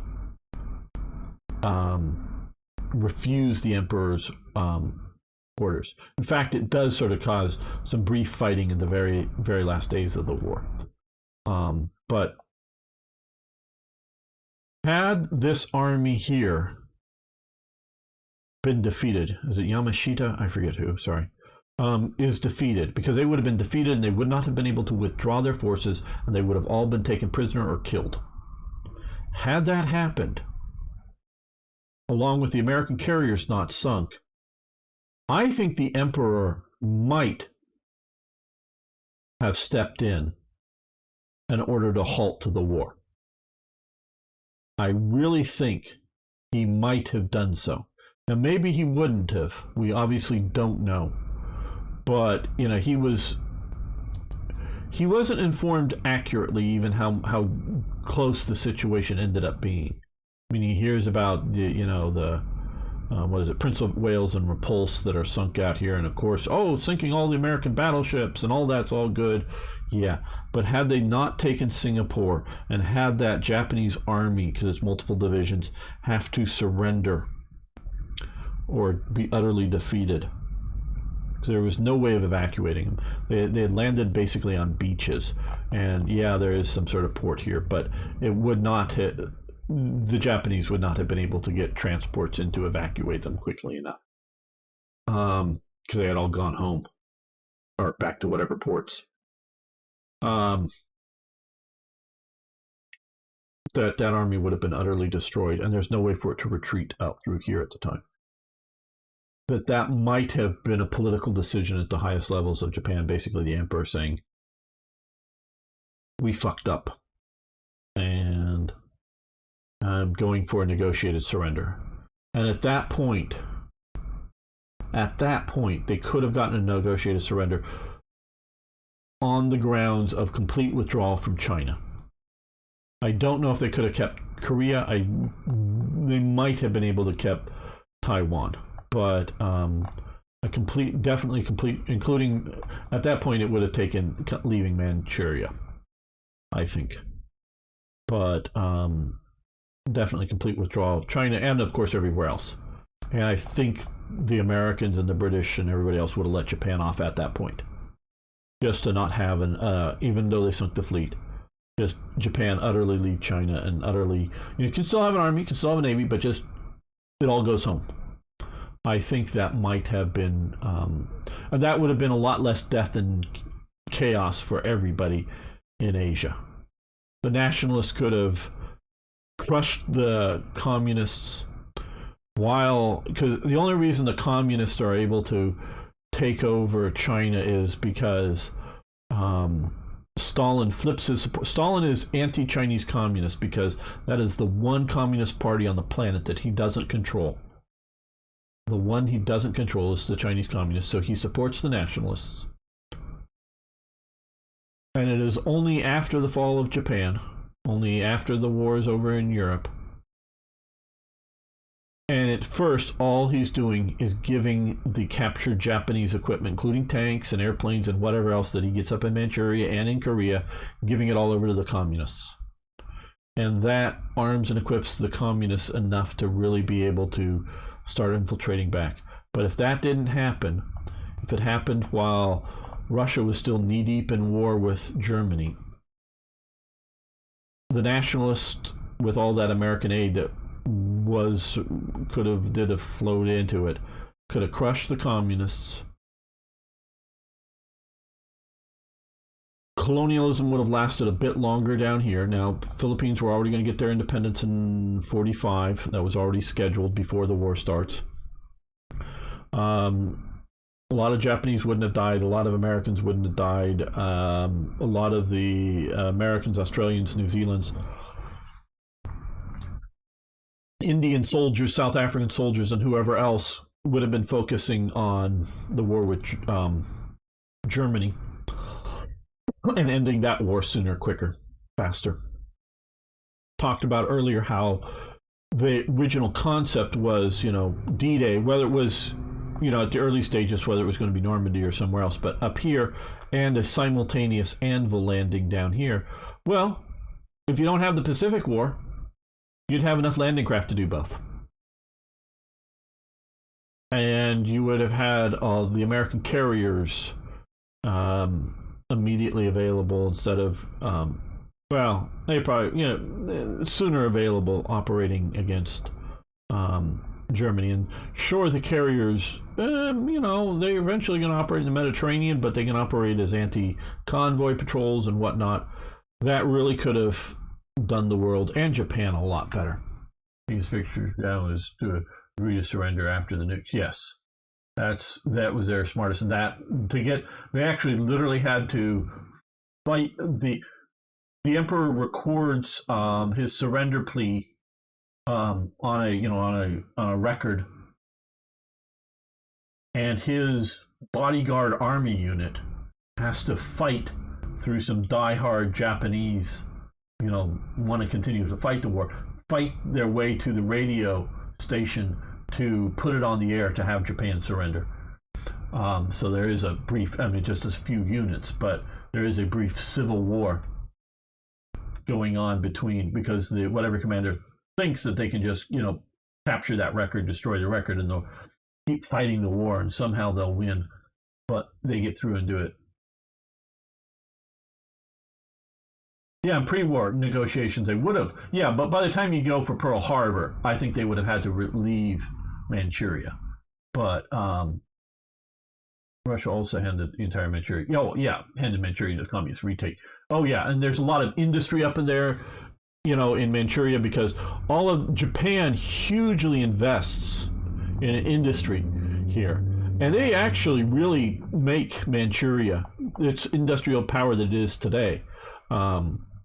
Now, it does benefit the Manchurians, but it's obviously primarily for the Japanese benefit. But yeah, that's all handed over to the communists. That gives the communists huge amount of territory, huge amount of industry to help them fight the nationalists. Russia occupies the northern half of Korea and starts forming the Korean army there, North Korean army. So yeah, that allows Mao and his people. Again, Mao might have, if the nationalists gotten control of everything, Mao might still have won. I don't think so, but it's possible. It's possible, but not good. Okay, I'll be right back, and then we'll make another episode here. Yes, thanks, Arno. Please, everyone, if you're on YouTube, please hit the thumbs up button. It does help. I'll be right back. I'm gonna grab another Coke and thanks. I can keep talking here.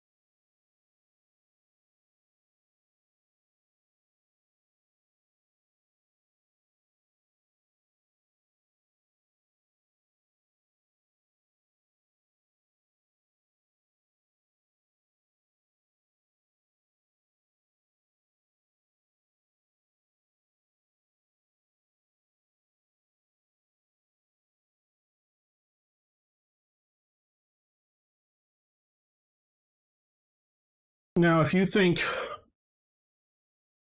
but I may be being a bit over optimistic that Japan would have, or the emperor would have stepped in and forced the army and the navy to surrender to America, particularly, but Britain as well.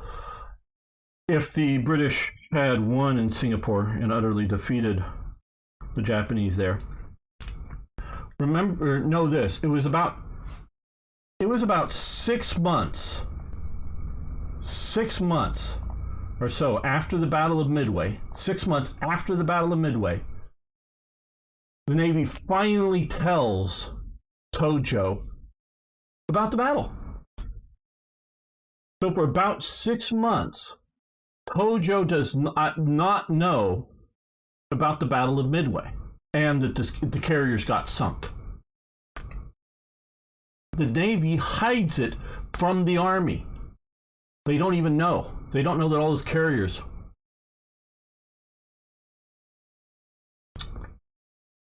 were sunk. So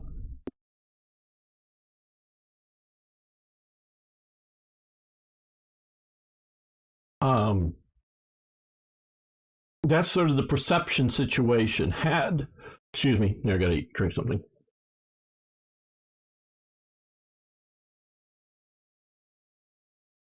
Had the emperor known, had they all been sort of prepared for or understand the level of the defeats, Japan would have,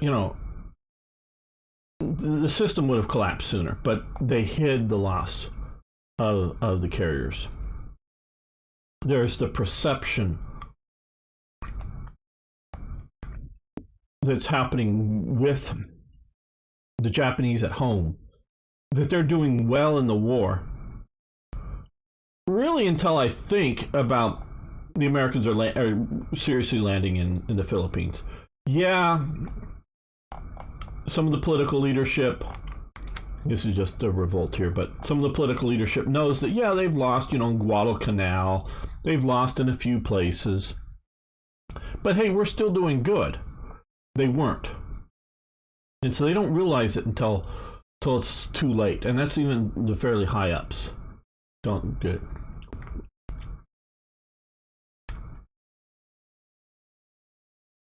Okay, so let's make another episode here. Welcome back, fellow armchair generals. This is Gamer1745, and we're playing Hearts of Iron 3, and we're playing as the U.S.A. with Black Ice Mod, as you probably know if you've been watching the series, and it is February 41, and we are starting to produce some infantry divisions. Most of these are non-transport divisions. I'm just going to stick them on places like Wake and Midway and whatnot to be able to supply them there.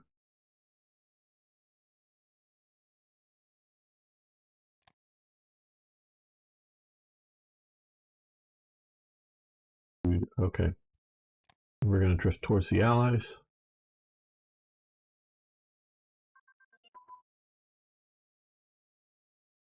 Military police, good. We'll just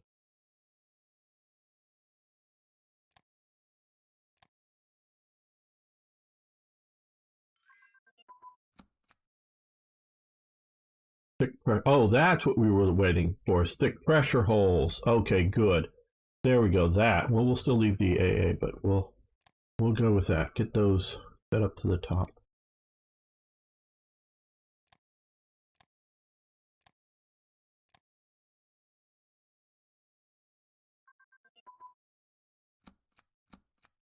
Cruiser armament. Okay. Still going on? No, I guess not. Be here.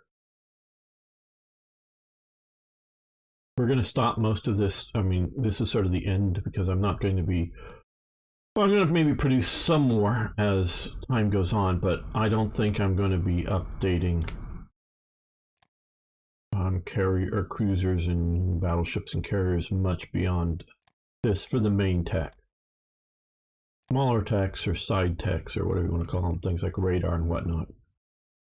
Yeah, they'll get updated. Okay, now that we're in 41, air landing, jungle warfare equipment. That sounds cool.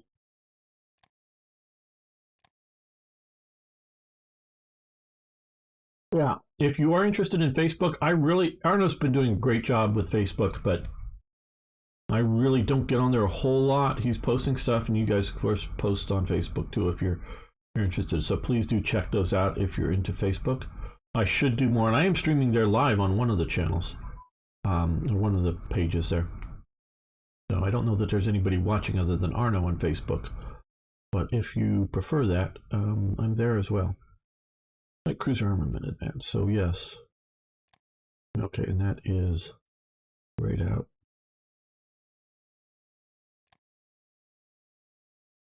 Okay, we've got a lot of these. Training of crews. Let's do battleships.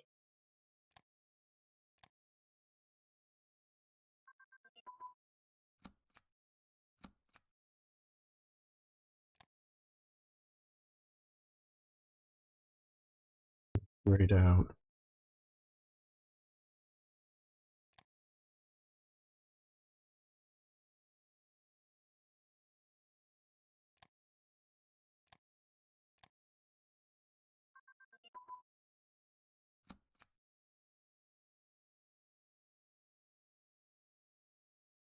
Carrier armor thickness. Okay. Just continue to.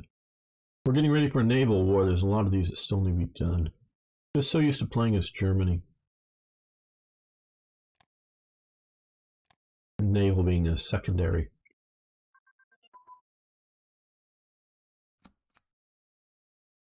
I'm really not used to researching carrier techs.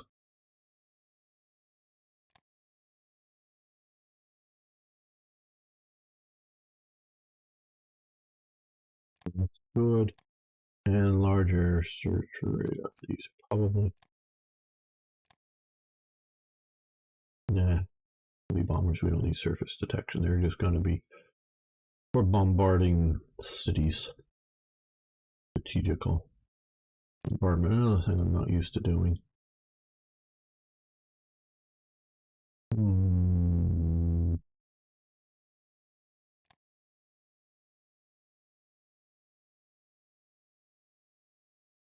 Yeah, radar training would be great. Now, how is the war in Europe going? Okay, the Italians. Oh, and the Germans. With the Italians coming, took the Italians to come into the war for the Germans in this playthrough to break out. Okay.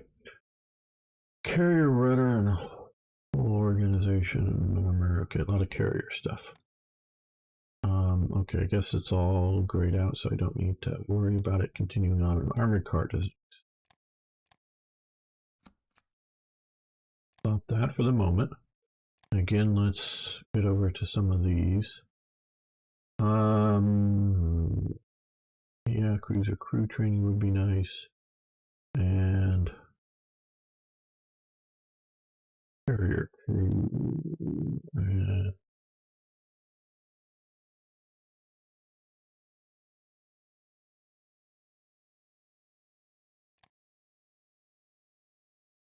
Targeting.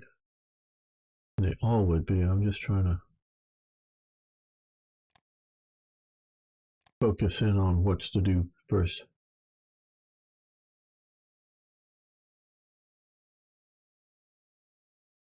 Yeah, I would highly recommend.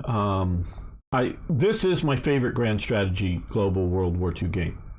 Hearts of Iron 3 with Black Ice, not just standard Hearts of Iron 3.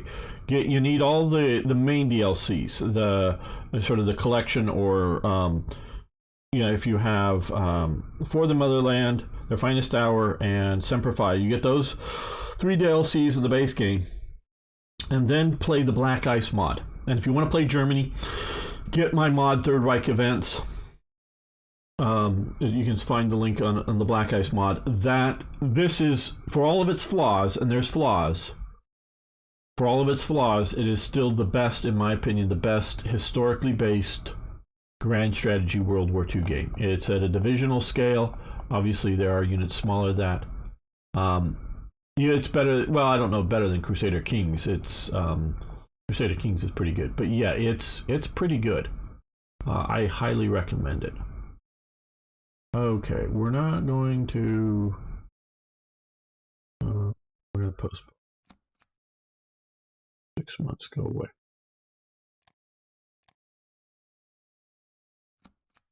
Hello. Impact Easy. How you doing? Would you recommend? Yes, there are a few things I would recommend. And I have to do this. There is a beta version. I sort of cleaned it up. I should release my Third Reich events for 11.1. That's what I would recommend is best. 11.2, I haven't quite updated Third Reich events for. Some of the things I don't like in it, but yeah, they're both good. It's got more stable. Without any of the sub mods, this is more stable than just pure 11.2 is more stable than 10.33. They've got things more stable. So there's, but it's just equally stable 11.1. 11.1 or 11.2 are the things I would recommend. And if you're going to use Third Reich events, find you just look at you have to go back a page or two or three to find the beta version. There is a better version that I haven't released. I got sort of upset with things because they made changes and there's a lot of work that I have to do their changes made me do a lot more work like 10 times the work, and I just haven't had the will to go in and do it. So yeah, little details that should be there.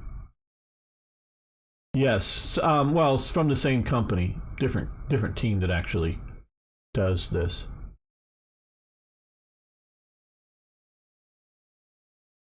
So, and you get, there's some sale. I don't know if there's any sales going on right now for Paradox, but this stuff has been on sale. The base game and the 3 DLCs. You don't need the sprites because the sprites.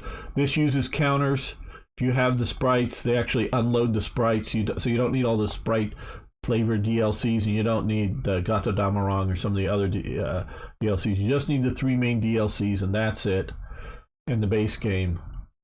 And you get the Black Ice. So I would recommend, if you're going to play Germany, get mine the other sub mods and play 11.1. I know it takes a bit of digging, but this is a in-depth game, and if you're not willing to dig a little bit to figure out what versions, and ask around on the forum. It's not that you have to do it all yourself. Just ask around on the forum, and people will point you in the right thing. It's worth it. But if you need a casual game, go play Hearts of Iron 4. If you want a game that you want to get in and dig into it, this is it. But it takes it even a bit on installing it. So. You need to look at that. So yeah, and so even if you have an older machine, running 11.1 or 11.2 is going to be more stable than 10.33. So it's doing good. Now, once you put in all of the DLCs, mine, Revolver Helds, it starts becoming unstable. Not unplayable, unstable, but it's going to crash once in a while. And you got to be able to put up, do some autosaves and be able to put up with it crashing once in a while. And having to go back and replay things. If you just want it stable, stay away from the DLCs. Mine seems to be okay when I've just put mine in on top of it. Not that it doesn't become less stable, but it seems reasonably stable. Once I get Revolver Helds and the D-Worms in there, and I think I don't know which one for sure, but I think it's Revolver Helds, I'll say it, makes it a lot more unstable. It's more and more unstable. So... look around, ask around, figure it out. Okay, establishment of the Coast Guard Auxiliary President. It might be prudent to tap into our large civilian maritime resources for auxiliaries or naval. Historically, the United States Coast Guard is uniform volunteer component to the Coast Guard. Congress established. Okay, yeah, okay. See, we keep spending a lot of this money. Okay, yeah, sure, we'll go for that. Now, what does that give us a bunch of things into production? No.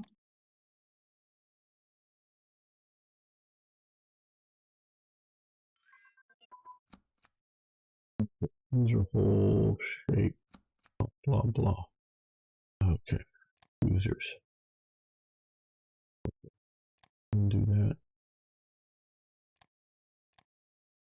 Small warship fire control computer advanced. Probably either grayed out or we need to get grayed out. And German blue. Finally, we start researching battle fleet concentration. We were researching, weren't we? Or, I don't know. And then we steal a bunch. Okay, we weren't yet, so we jumped up to 41 on that. Okay, destroyer escort. Yeah, we could do that.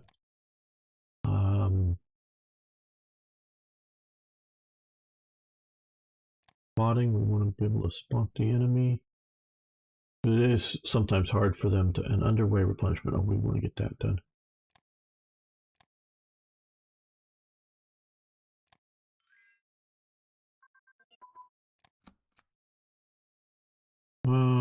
We would give them money for supplies. Maybe they want money. Okay, we'll help the Dutch in exile. Okay, bulkhead layout. Just cancel that. We've got enough. Okay, we become a regional naval power. Oh, well, probably what I should do is. Okay, here they are. These are the, okay, so these are transports, motor torpedo boats, which historically, well, I don't know. Chow down, deep sea. Yeah, these are, I don't know, these may be just sort of civilian conversion type things, or what they represent. Probably. They did a bunch of those. That were okay-ish conversions that they just sort of patrol the coast, not really good enough to send them out into the proper war zone. You know, they're out running around looking for submarines. All I got to do is radio back in. I see a sub, and all kinds of anti-submarine assets would come after that sub. All right, so yeah, light cruiser training. Yeah, we can do.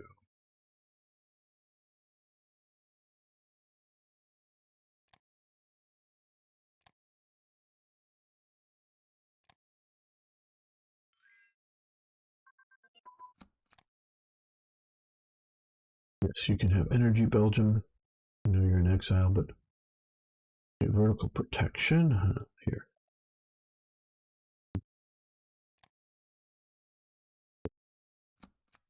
Cancel that. I know we may need some of it eventually, but I want to get some of these doctrines and bringing up and going to a more modern.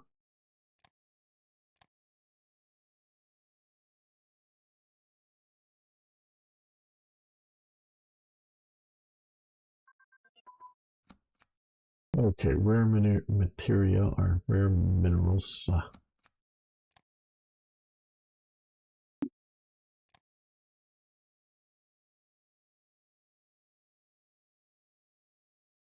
Well, you know, we need to do supply organization as well. And we can also, well, we may do that, but we may have other higher priorities. Carrier torpedo protection, and we need to stop that. Yes, we already did. Bulkhead layout. Okay. First class carriers. Oh, that's maybe what I was waiting for. I know I've already got a bunch in production. Yeah, fleet. Okay. Yeah. We want to. This will be the last main. These are all the ones you have to do before to get to that, but now we've got that. We'll do one more of that, and then that'll be enough for this playthrough, I think. We don't need to be making. I hope we won't be needing to put starting production of carriers in 43 for getting ready in 45 or whatever. Okay. Invasion speed. Yeah, eventually, but do we have? Yeah. I want to do that.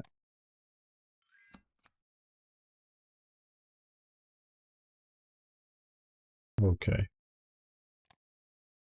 Italy, it's our time. The fall of France. Uh-oh. Vichy France. Okay, so Vichy France has happened. Still, these are British units. Presumably, they might get to evacuate those, but maybe not. Yeah, another submarine. New Zealand's been at least asking to produce a lot of submarines. I presume they're in the queue there.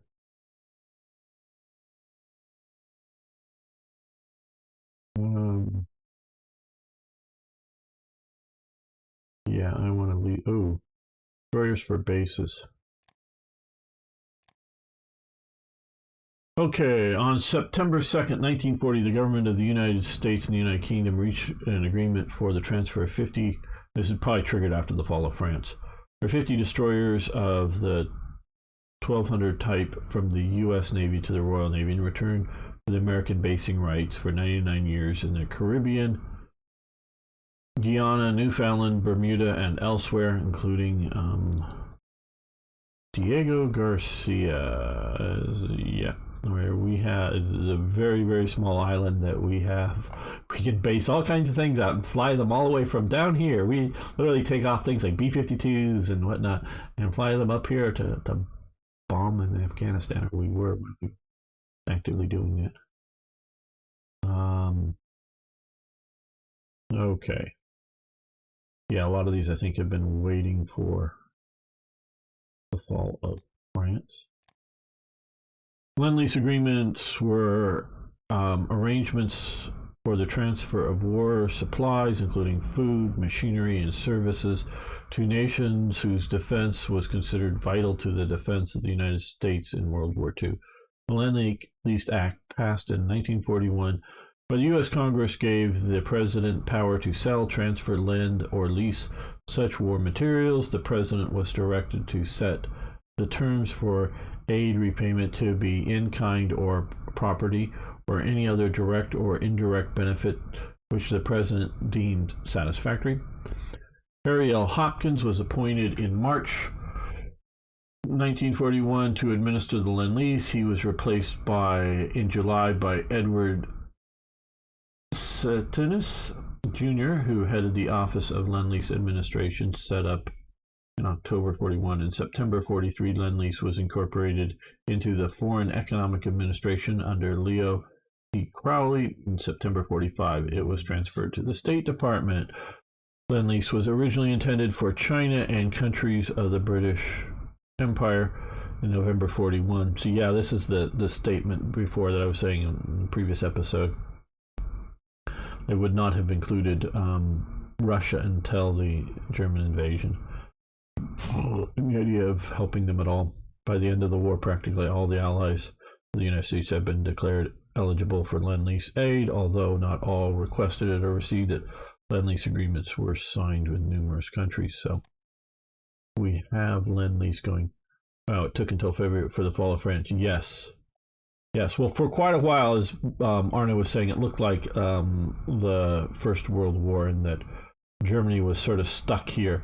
It wasn't until the Italians got in the war. This time, Italy getting into the war actually really helped.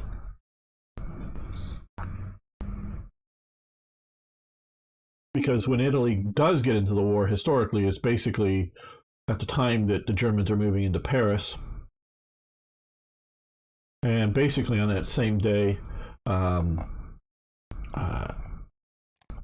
Franco occupies Tangiers. It had been sort of an independent city-state set up by the League of Nations, or whatever was administering it. But basically the day Germany is marching into Paris, Franco occupies Tangiers.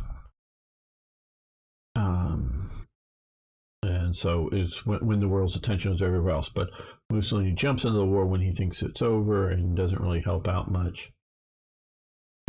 But this time, they really did help out.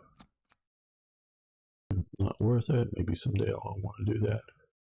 But not yet. Okay. Japan demands French Indochina. See, this Now, of course, this happens. I'm not sure exactly the date, but I'm pretty sure in 1940, after the fall of France. So this is where, Japan is, obviously Japan's going wrong by invading China. That's a big, big mistake. We know that. Even though this is a peaceful occupation, some of the French military garrisons are withdrawn, I believe. Most of them stay. I think they're allowed to keep their small arms, but basically they just stay in the barracks for the rest of the war. They're not treated as prisoners of war, to the best of my knowledge. And there are some photos. I collect photos, just online digital photos, but of French soldiers with Japanese equipment, collecting Japanese equipment from Japanese forces surrendered. Basically, unlike where the Americans are put in god awful prisoner of war camps in the Philippines, and some other are brought up to Japan and put in god awful prisoner of war camps in Japan and other places. And the British are in god awful. If you've ever seen Bridge on the River Kwai, it's more of a movie than real, but they're put in horrid conditions. The French just basically stay in their barracks. Now, yeah, they can leave their barracks in civilian clothes and go out into the markets or whatever, but they're not allowed to go out as a military occupation force or a policing force or anything like that. But they're allowed to continue to exist through the rest of the war, and the French that are there, and then they immediately retake over the administration of Indochina, and you get the whole Indochina War eventually, obviously. But this is where they really start going wrong, in that up until this point, it's a war between China and Japan. And certainly the Western allies are favoring China for various reasons, not just humanitarian or want to pick the sides. There's other interests too. But it's sort of contained as that way. But once you come down and take this, you're really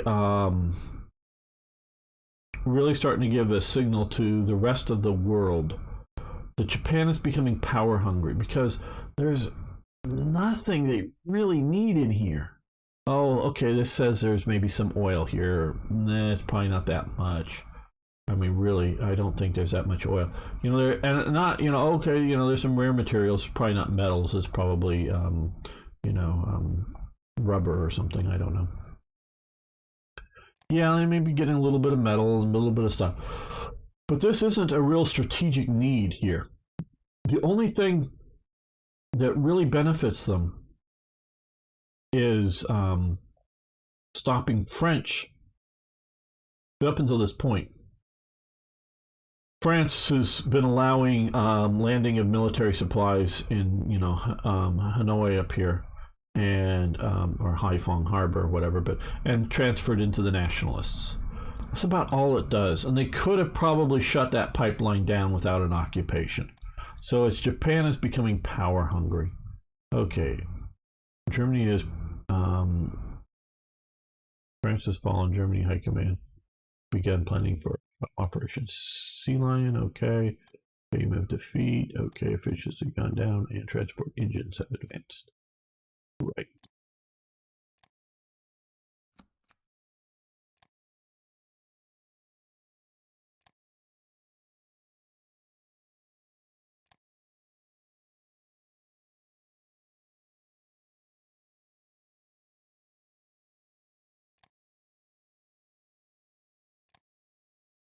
Hey, Kyle.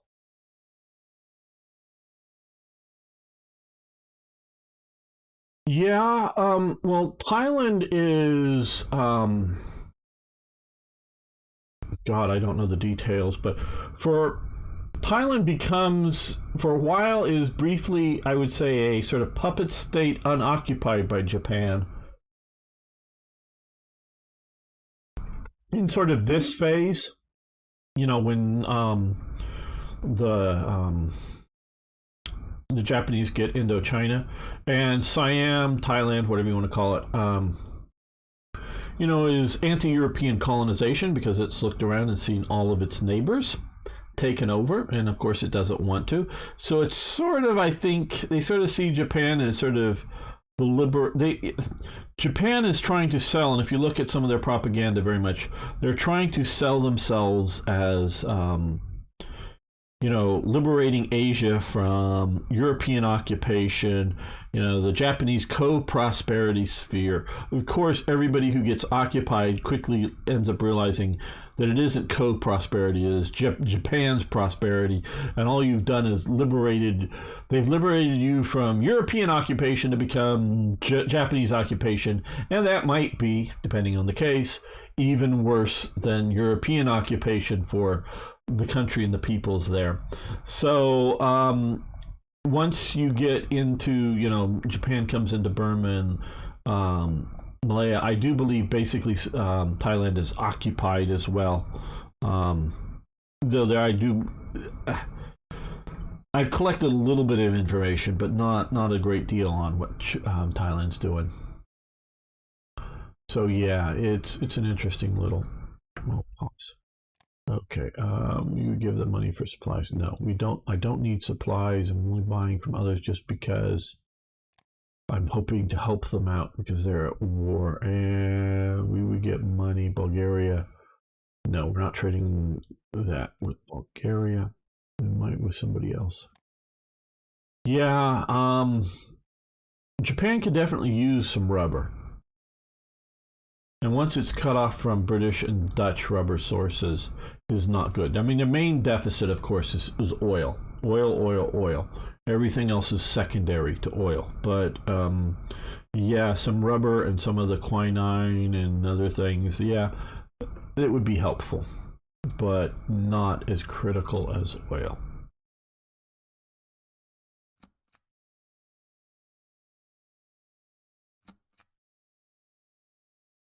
Okay, expand our mines. Okay, so building. Good. Is there something I need to? Oh yes. Okay. I think we're gonna have to deploy these, but we're gonna get a lot of steel, coal, and whatnot.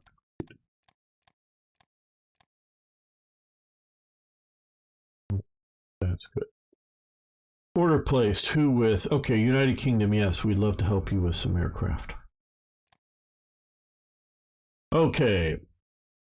U.S. early mobilization. The U.S. mobilization pace picked up on the wake of German military success in the spring of 1940. These are probably happening because they probably were triggered after the Vichy French event, if you're just wondering why we're seeing these now. In the spring of 1940, this phase, usually called the defense period, represents a transitional stage similar to the one envisioned by the abandoned industrial mobilization plan. In May 1940, Roosevelt called for 50,000 new aircraft and supplemental defense appropriation. He also set up an Office of Emergency Management in his executive office to coordinate the effort. He revived the Advisory Commission on National Defense to assist problems of mobilization resource and to prepare comprehensive plans for various stages of mobilization. But the commission itself did not last the year, and its successor, the Office of Production and Management, was also soon abolished. The political climate was still not receptive for full-scale industrial mobilization. Raise the Army budget, don't. Okay, so gain some manpower, lose a little bit of money, gain 5 in dissent, gains popularity, and loses organization. Democratic Party, that's who we're playing as. Gains neutrality, loses dissent. Well, we don't have any dissent, so we can afford some dissent. And gains no, we're going to go with raise the Army budgets here.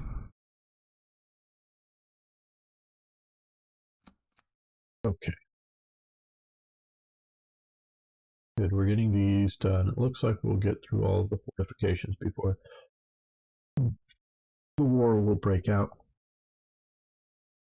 And hopefully we'll get these divisions out into the Pacific in time. because I am fully prepared to. Well, I will, if I think it is useful. I will, and probably just anyways, try to shift some ground forces to Britain, um, just to make sure that the Germans aren't doing some sort of invasion thing successfully. But we're definitely looking at going after that. Okay. Steel refineries, coalfield, rares, extraction. Okay, need to go over to this map.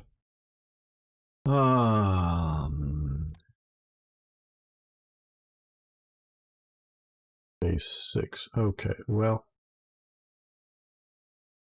what we want to do here is this. Here, I think, yeah, we are maxed out, so trying to find a good base. Well, I guess 6. Well, we can do a steel refinery there.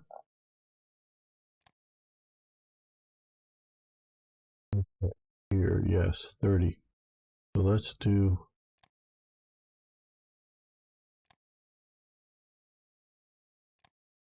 let's do 2 there.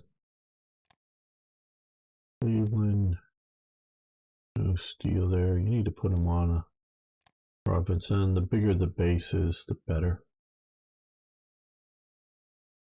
It's a modifier of that province of the. Well, there's a good one. The base amount. So 1 is not where you should choose to place them if you can. Look forward and do better. Placement.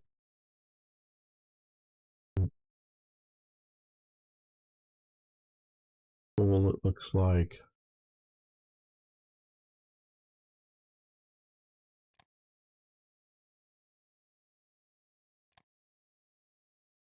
Okay, 6. There we go. Okay, coal fields. Well, we were short. I mean, not that much steel. Okay, but we got a lot of coal. So, Buffalo. Lots of coal, 10 there. So let's drop 1 in Buffalo.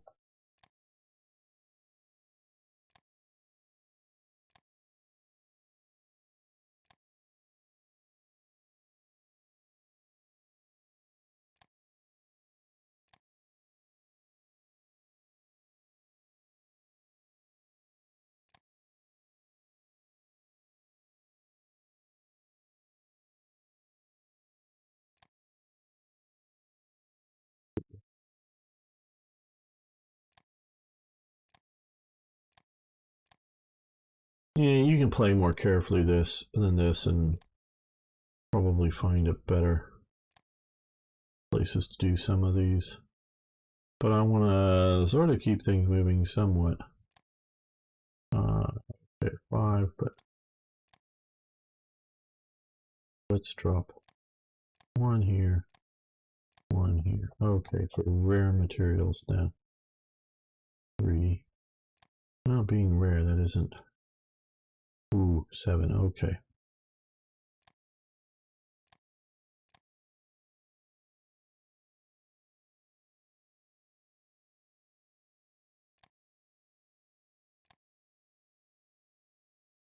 B, 1.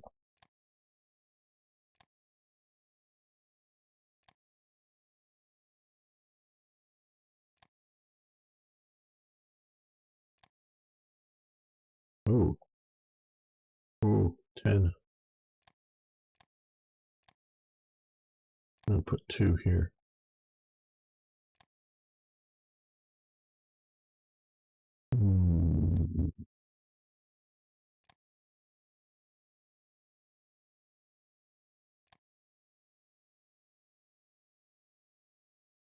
Not bad for rare materials, but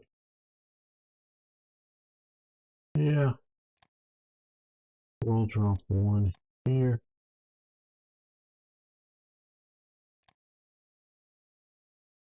10. We should put a couple here.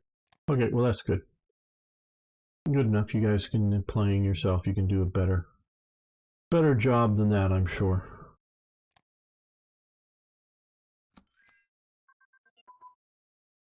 Okay, so we just got 900 money. Yeah, capital ship vehicle protection. We're just okay. That's already ended. Straight out probably.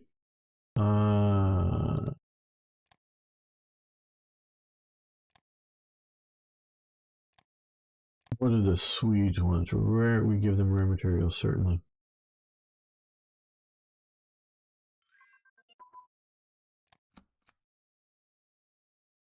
No, we don't need supplies. Torpedo protection.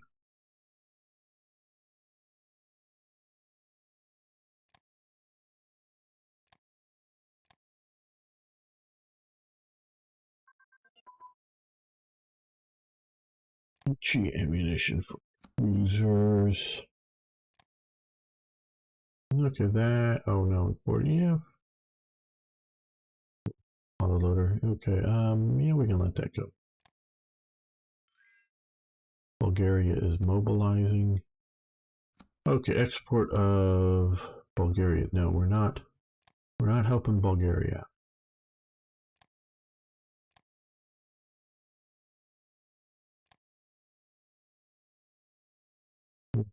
The Enterprise.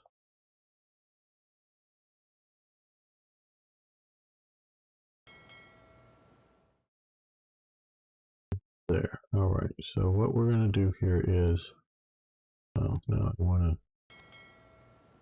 We're going to make sure it gets onto the Enterprise.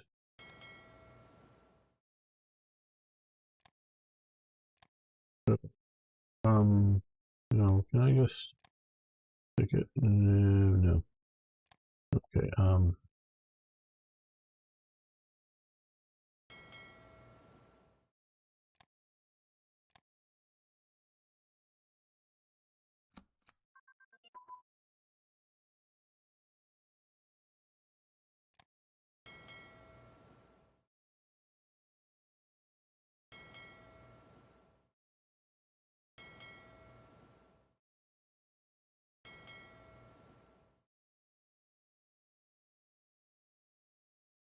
Okay.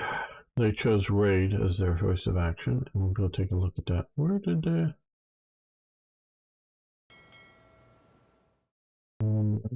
Make it here? Okay, there it is. Okay.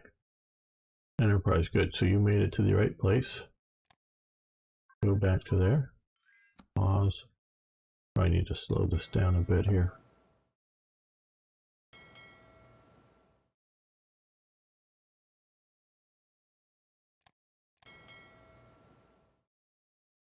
There we go. Now we're all sort of set up. Very good. Yes, you can have energy radar for cruisers as advanced. Nice. And also destroyers, I see. Okay, so cruisers, destroyers, single engine fighter prototypes. Very good. We'll come back to all this air stuff in a while. We've got most of the naval stuff ticking over.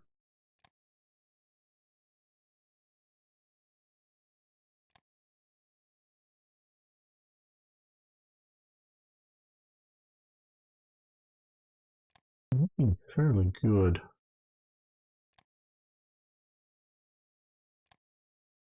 Not going to do jets just yet.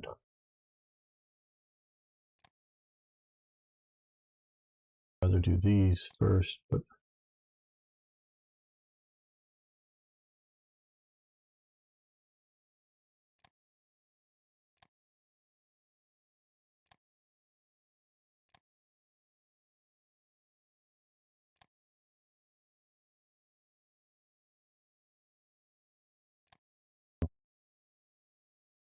okay.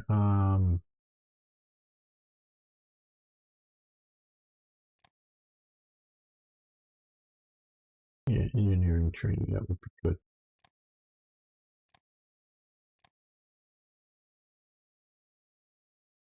you think the AI Axis will put up a good fight? I don't know. I don't know.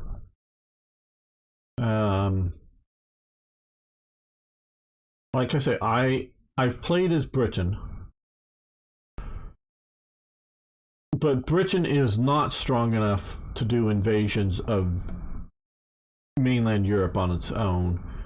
I was able to, fight out here successfully, and you can look at my British playthrough, and I was actually able to hold down in here in Thailand for basically the whole war. So I was able to hold there and keep the Japanese out on my British playthrough. So it was mostly that. Now, once the Americans had done the D-Day, oh, here's the raid, I guess we see here and here. Oh, they're up here too. Okay, so there's a bunch of raids going on. We'll see how that works out.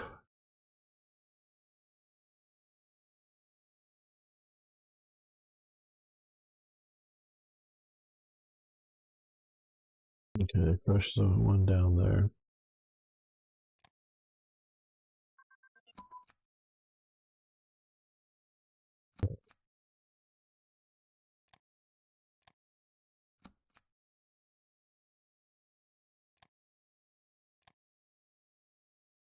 Once the scripted D-Day event, okay, they're shutting these raids down pretty fast.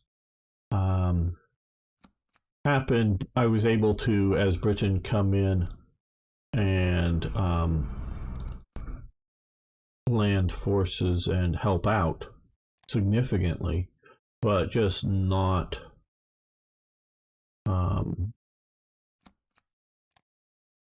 do it on my own, and not able to like invade into Italy on my own as Britain. We'll see how it goes with the U.S. Australia, yes, we'll do the Australia trade. Okay, so we have, okay, that reduces, right, okay, so we've lost regional land power and just become a land power. Okay. And special forces branch upgrade. Grayed out.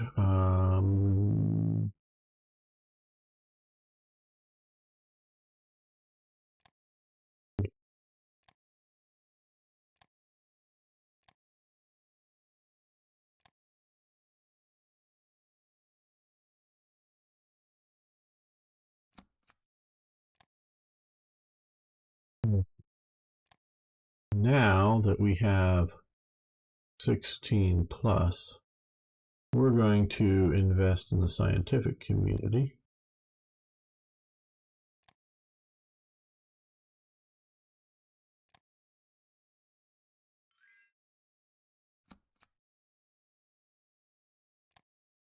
Yeah, we'll give you energy research. Okay, now that gives us a bunch more research capabilities. Just been waiting to store up enough money to do that effectively.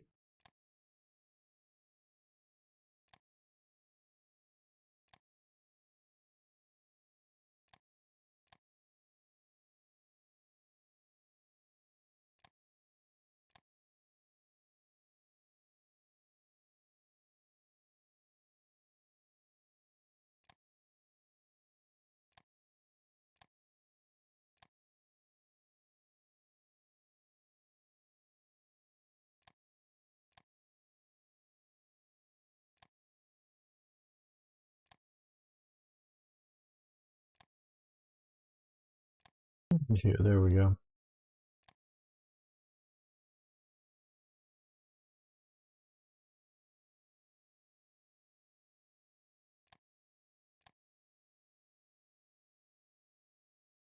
I mean, I want a challenge. I want the AI to play reasonably smartly.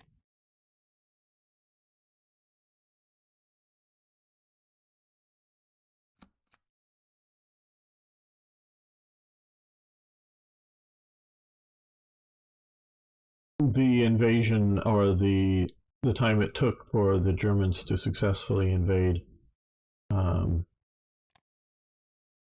France worries me, though. I was even sort of worrying, am I going to end up in war and France was still alive and kicking and I just send over reinforcements? Not that that's a terrible thing, but doesn't seem to be the thing that gives me a lot of challenge. Yeah, we got a lot of cruisers, so we'll continue that.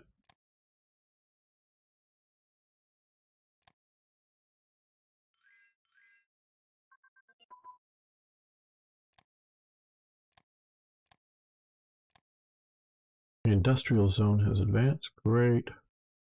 42, we're going to let that continue, and we'll do agriculture next.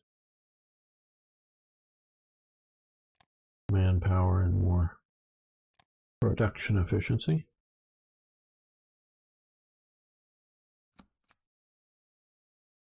All right. Oh, yes. Baldwin Locomotive Company. During World War II, Baldwin's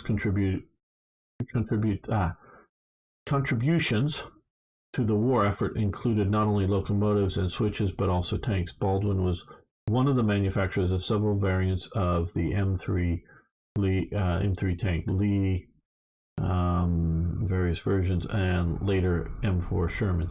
Now, if I remember correctly, there were 4 locomotive factories that were converted to tank factories. Some of the early ones were using a lot of their riveting technology and their steel rolling technology to create the armor plates and rivet them together. But they also got to where they were dealing with welding the tanks together. And these warehouses were equipped with big heavy crane sort of inside, that not crane, not like a crane that you has tracks and a big arm that you lift up, just sort of a thing in the attached to the roof, attached to the building, that you would pick up and then move along, attached to the roof and set down. And they were able to move locomotives around like that within the factory, move them through the air. And so that was a perfect place to set up tank assembly. Depending on them, I probably set up to do wheels and other things, probably importing engines. I'm almost sure of it. Importing engines from other factories to the tanks, but and of course importing guns from gun factories. Big guns, 75 millimeter type guns and 37 millimeter guns, as well as machine guns. And it's putting together the steel plates or whatever, and assembling the tanks around and be able to move them around on the crane systems. And I think there were four locomotive factories in the U.S. that they switched over to tank production. Well, they were also ramping up other tank production factories. I think it was Baldwin was the only one that didn't go back to producing locomotives and continue to produce tanks throughout the war because they did it so efficiently. The rest, they were sort of like, well, yeah, good, thanks for the few thousand tanks or whatever they produced, but we want more locomotives now, so go back to making those. It was Baldwin, I think it was Baldwin, that continued through to basically the end of the war, primarily producing tanks for the American industry. So more tank factories, very good. Now we're back to that immediate popularity. Thought we would be sooner or later. Okay, I'll pause. Well, maybe it's American. I don't know. I think it was Baldwin. Okay, yeah. Tanks for design. Produce examples of the M3. Alco. Here develop. Produced howitzers, also involved in production, yes. So yeah, more tank factories. Thought it was Bolt that continued through the whole. Now we're having to pay our industry. Yeah. Don't like this. That's why I get rid of it, but TRE for this stuff. Okay. You don't have that. I disable it with TRE. You can go in and re-enable it if you want, but it's not that hard, but I don't like it. Don't think it's correct. Armor unit.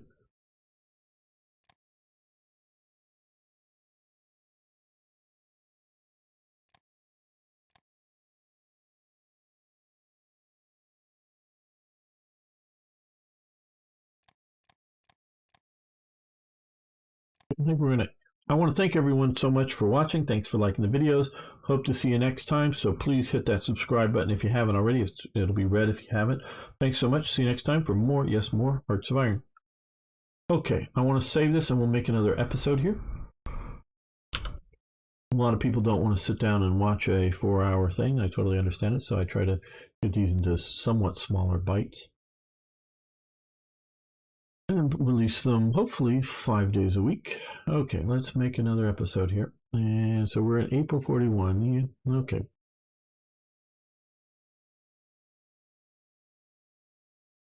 Welcome back, fellow armchair generals. This is Gamer 1745, and the war is going in Europe. Germany, Italy, Hungary, Romania, and are they in the Axis? Yeah, they're in the Axis, but not at war yet. Bulgaria are in the Axis. Japan and its puppets are also in the Axis, but not at war with anybody, I don't think, at the moment. But war clouds are looming for the Americans. Like I say, it's already going here. Looks like they're going. The Desert War is happening. Looks like Italy has invaded Greece. Okay, and Greece is pushed back. Yeah, this is maybe even somewhat historical in that Italy declares war when they're not ready to fight in Albania. Okay, cancelled. Recon communications.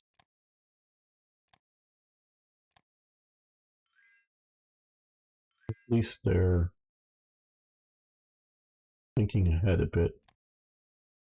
No, I gotta slow this up. Going so fast that I'm noticing performance issues. Going that fast now that the war is going. The AI is doing so much more.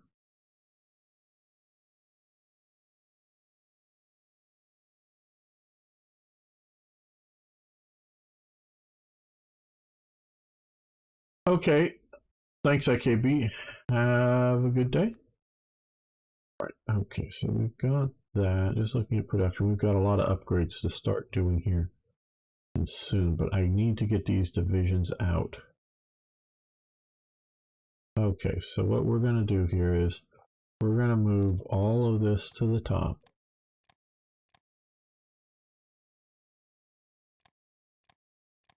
What I am a bit worried about is Pearl Harbor and how much that might be forced upon us.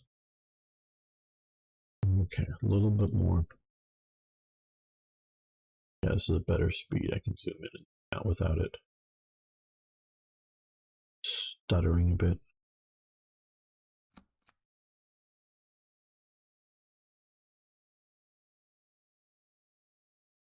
Yeah.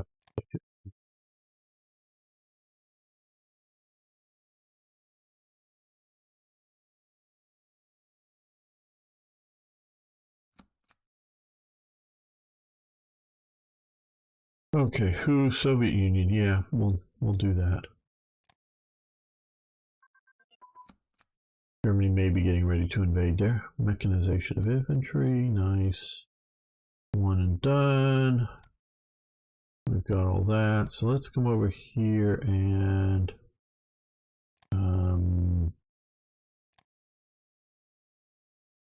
basic education. We want to do that.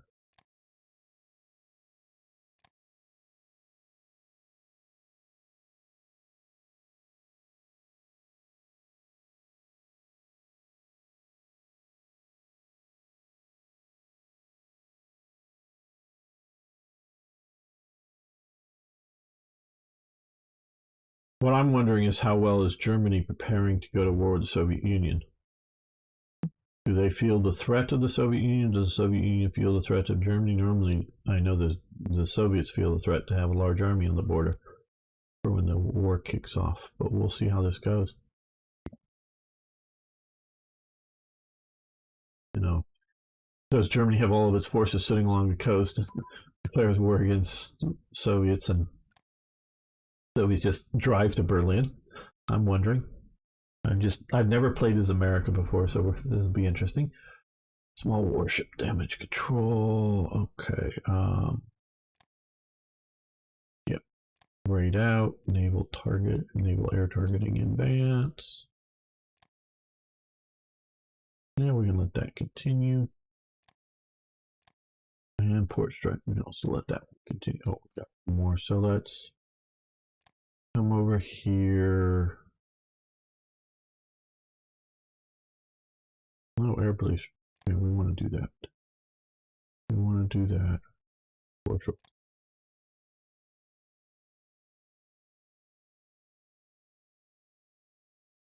Half track.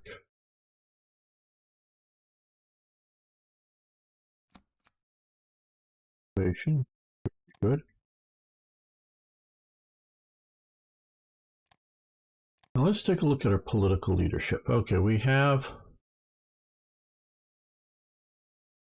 Garner here of FDR. We're not going to change those. I don't think there's really, well, yes, technically we could, but these are, of course, all generic.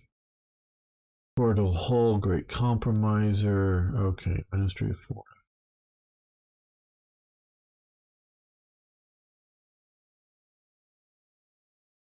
I'd like to stay with the purple one, George C. Marshall. This is really what I would. Well, I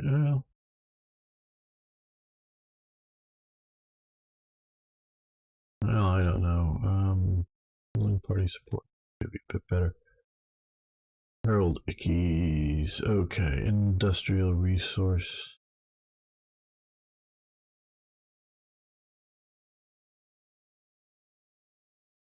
Ariel Tompkins. This is Edgar Hoover, crime fighter. Research efficiency. Okay, do we want to? No, I don't think another good Democrat. Chief of Staff. We have Mullen Craig.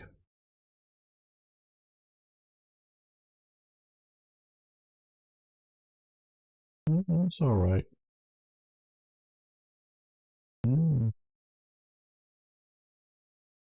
Okay. No, we're going to go over to George C. Marshall as Chief of Staff.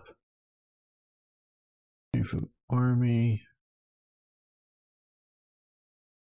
We got this guy here. Yeah. Red Spearhead Doctrine, which movement, attack, reinforcement, chance armor, or we could go national manpower, territorial pride, land organization. Elastic defense under Arthur, combat movement, speed, defense, mobile unit, artillery, practical decay. I don't know.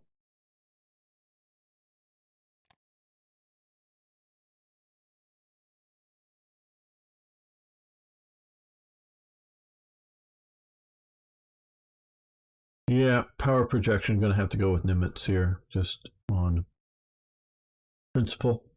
Well, King, he. They're the same. Okay, well, we'll go over to power projection doctrine.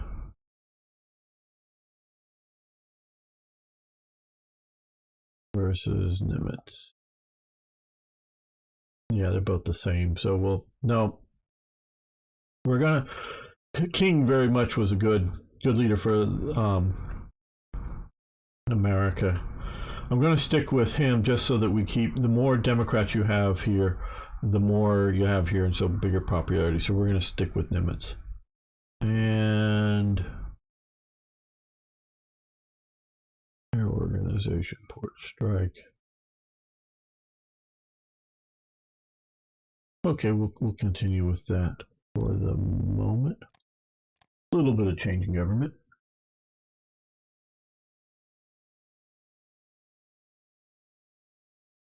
Okay, so Yugoslavia and Greece are both now in the Allies camp. Okay, name enough. The president. Shall we form the division headquarters for the armored division? Yeah, I guess.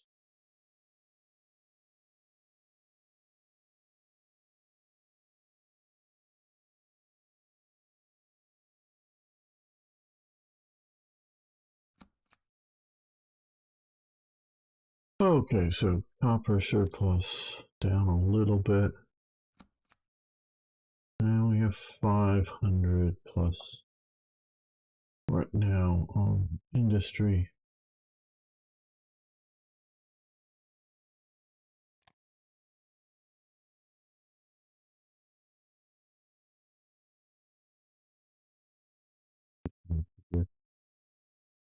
That'll come down and, well, actually, Italy's not spearhead, sure.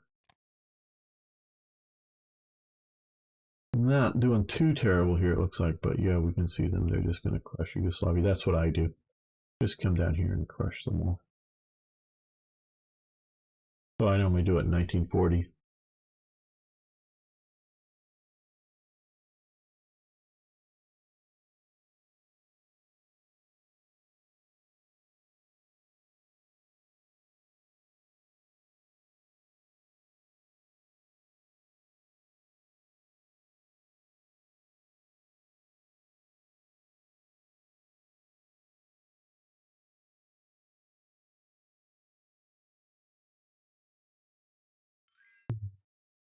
Okay, what? Yep, you can have metal. We got, well, 23. It's not huge amounts. We can always stop the trades.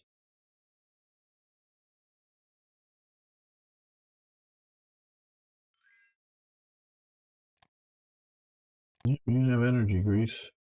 For however long you'll survive.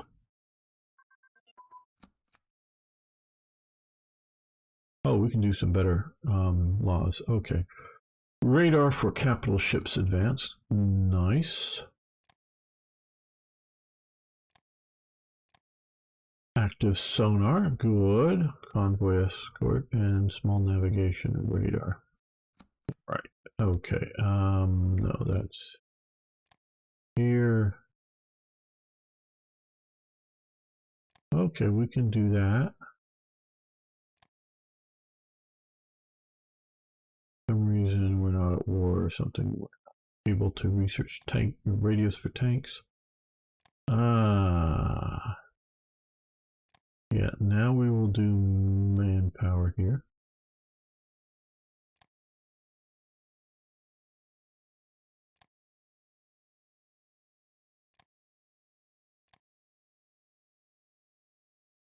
Do advanced armor designs.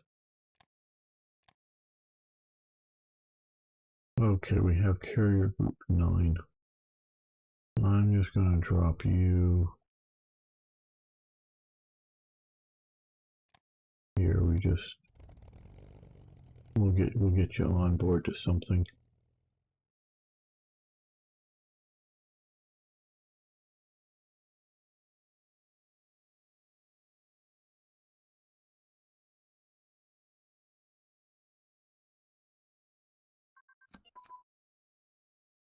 Medium navigation.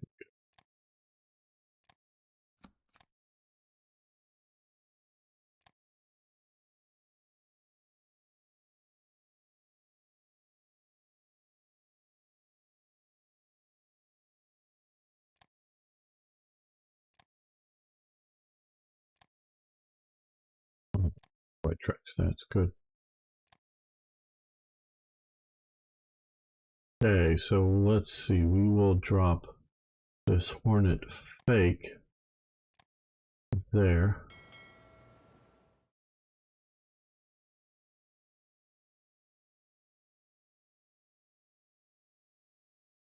Don't ever rename any of these red ones, just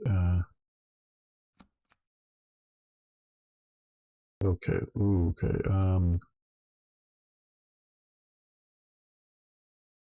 Now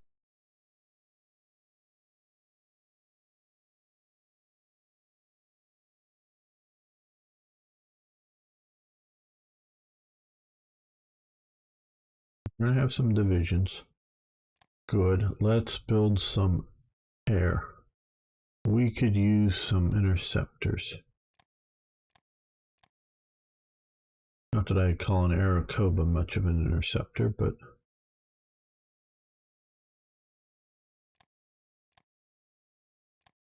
get that going. And we also will need some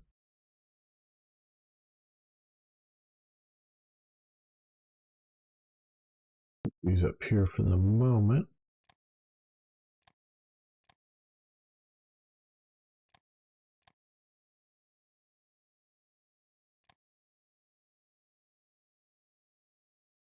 Hornet launch. Okay, that's what we need to do. Now that we have that, the Hornet is launched. Fake. Now this is probably the real Hornet. There we are. Okay, so we have the real Hornet. Let's send you over here.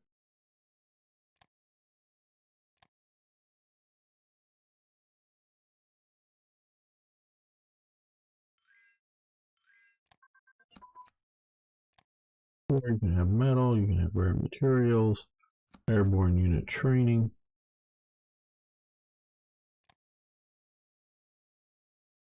Let that continue, because if we do, we plan on building paratroopers at some point.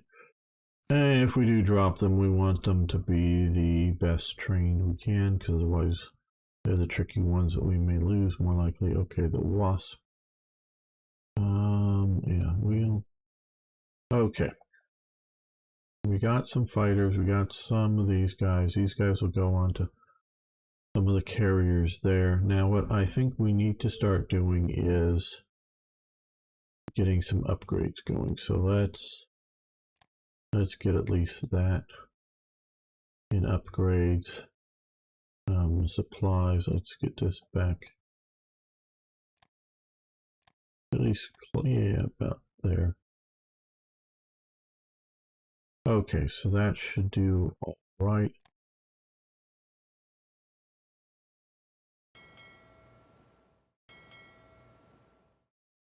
Okay, that's a big enough carrier fleet for a single fleet. Okay, so let's put the Wasp down in here just as an independent. Let's see, who do we'll probably build something around him. Kimmel.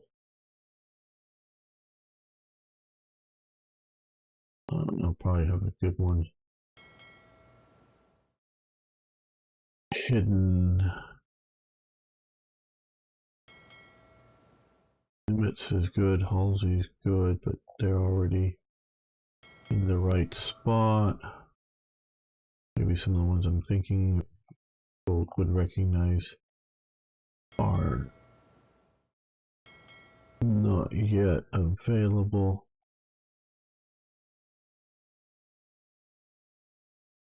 Possible.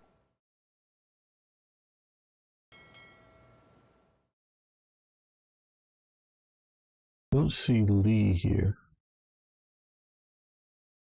He was a very good battleship captain. Chink Lee.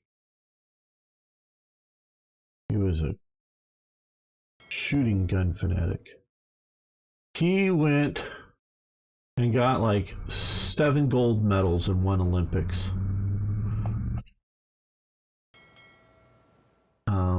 Because they used to do like military rifle and whatnot in the Olympics. And he represented the United States to one of the Olympics and got like 7 or 8 gold medals. He was at another time. He was at this is Chink Lee. The Chink is the nickname. Lee. He had really bad eyesight. He needed glasses to correct for it, but from an injury.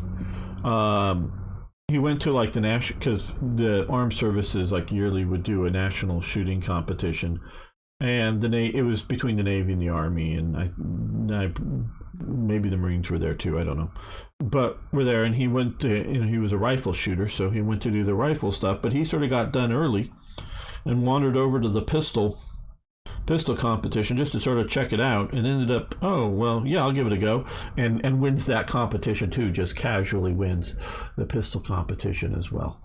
Yeah.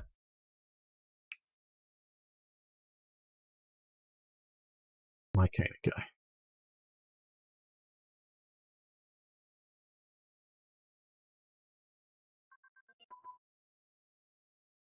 Reception tactics. That would be over here. Okay, 41. That's good.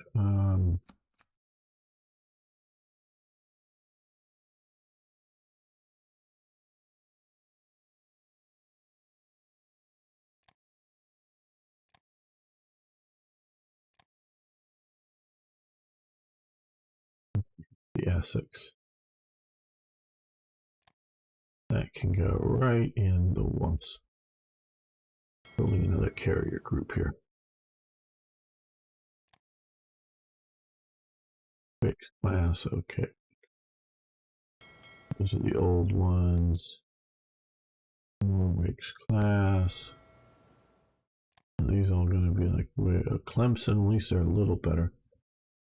Yeah, I want the Fletchers. Warwick's, it looks like.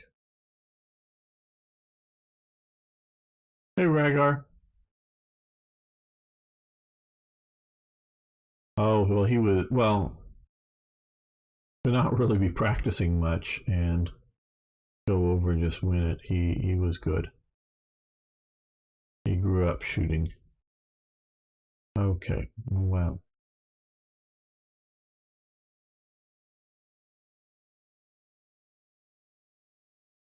Do some more carrier aircraft.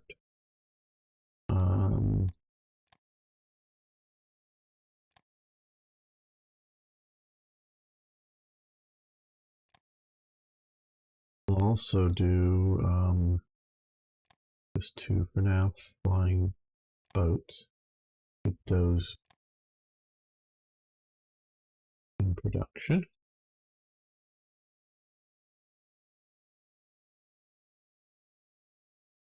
We're a little low on officers, so we're starting to expand our armed forces out. Okay, yes, metal. Yes, energy. So, nope, wrong one. Right. Diplomacy, we'll lock that down. Espionage is doing okay. So we will actually reduce this down to make up for the officer loss. Hopefully get that up and going.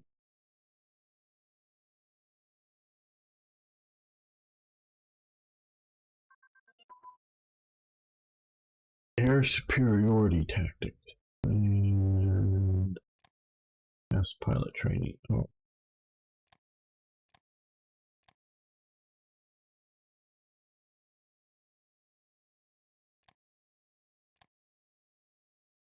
I'm going to end the episode here, trying to keep them somewhat shorter than I talk a lot on some of them.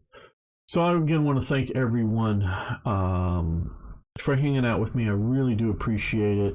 Love your comments, whether live on YouTube or Twitch.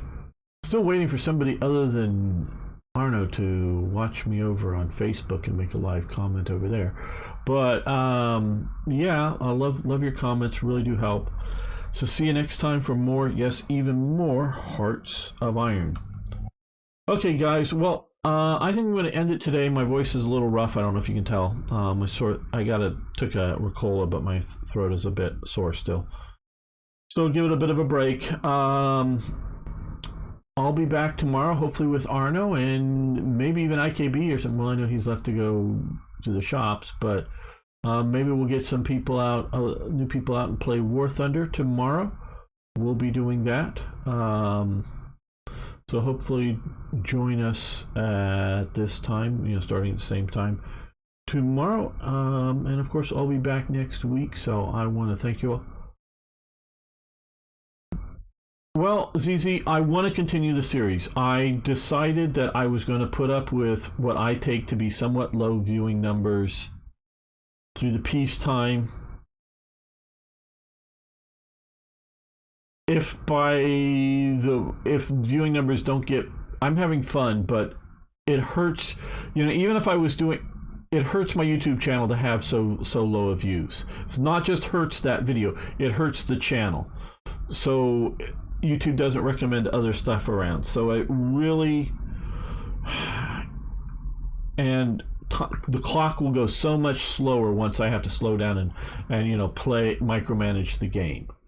So if we get into the war and I don't get better views than what I'm getting now, I'm gonna have to end the series, because it just, if people aren't going to watch, if enough people aren't going to watch, and it may even not be the people's fault, because sometimes once in a while these videos take off and do really well, and I can see the stats, and it's not just, but it's coming in from unique viewers, so it's not just like one person watching it many times.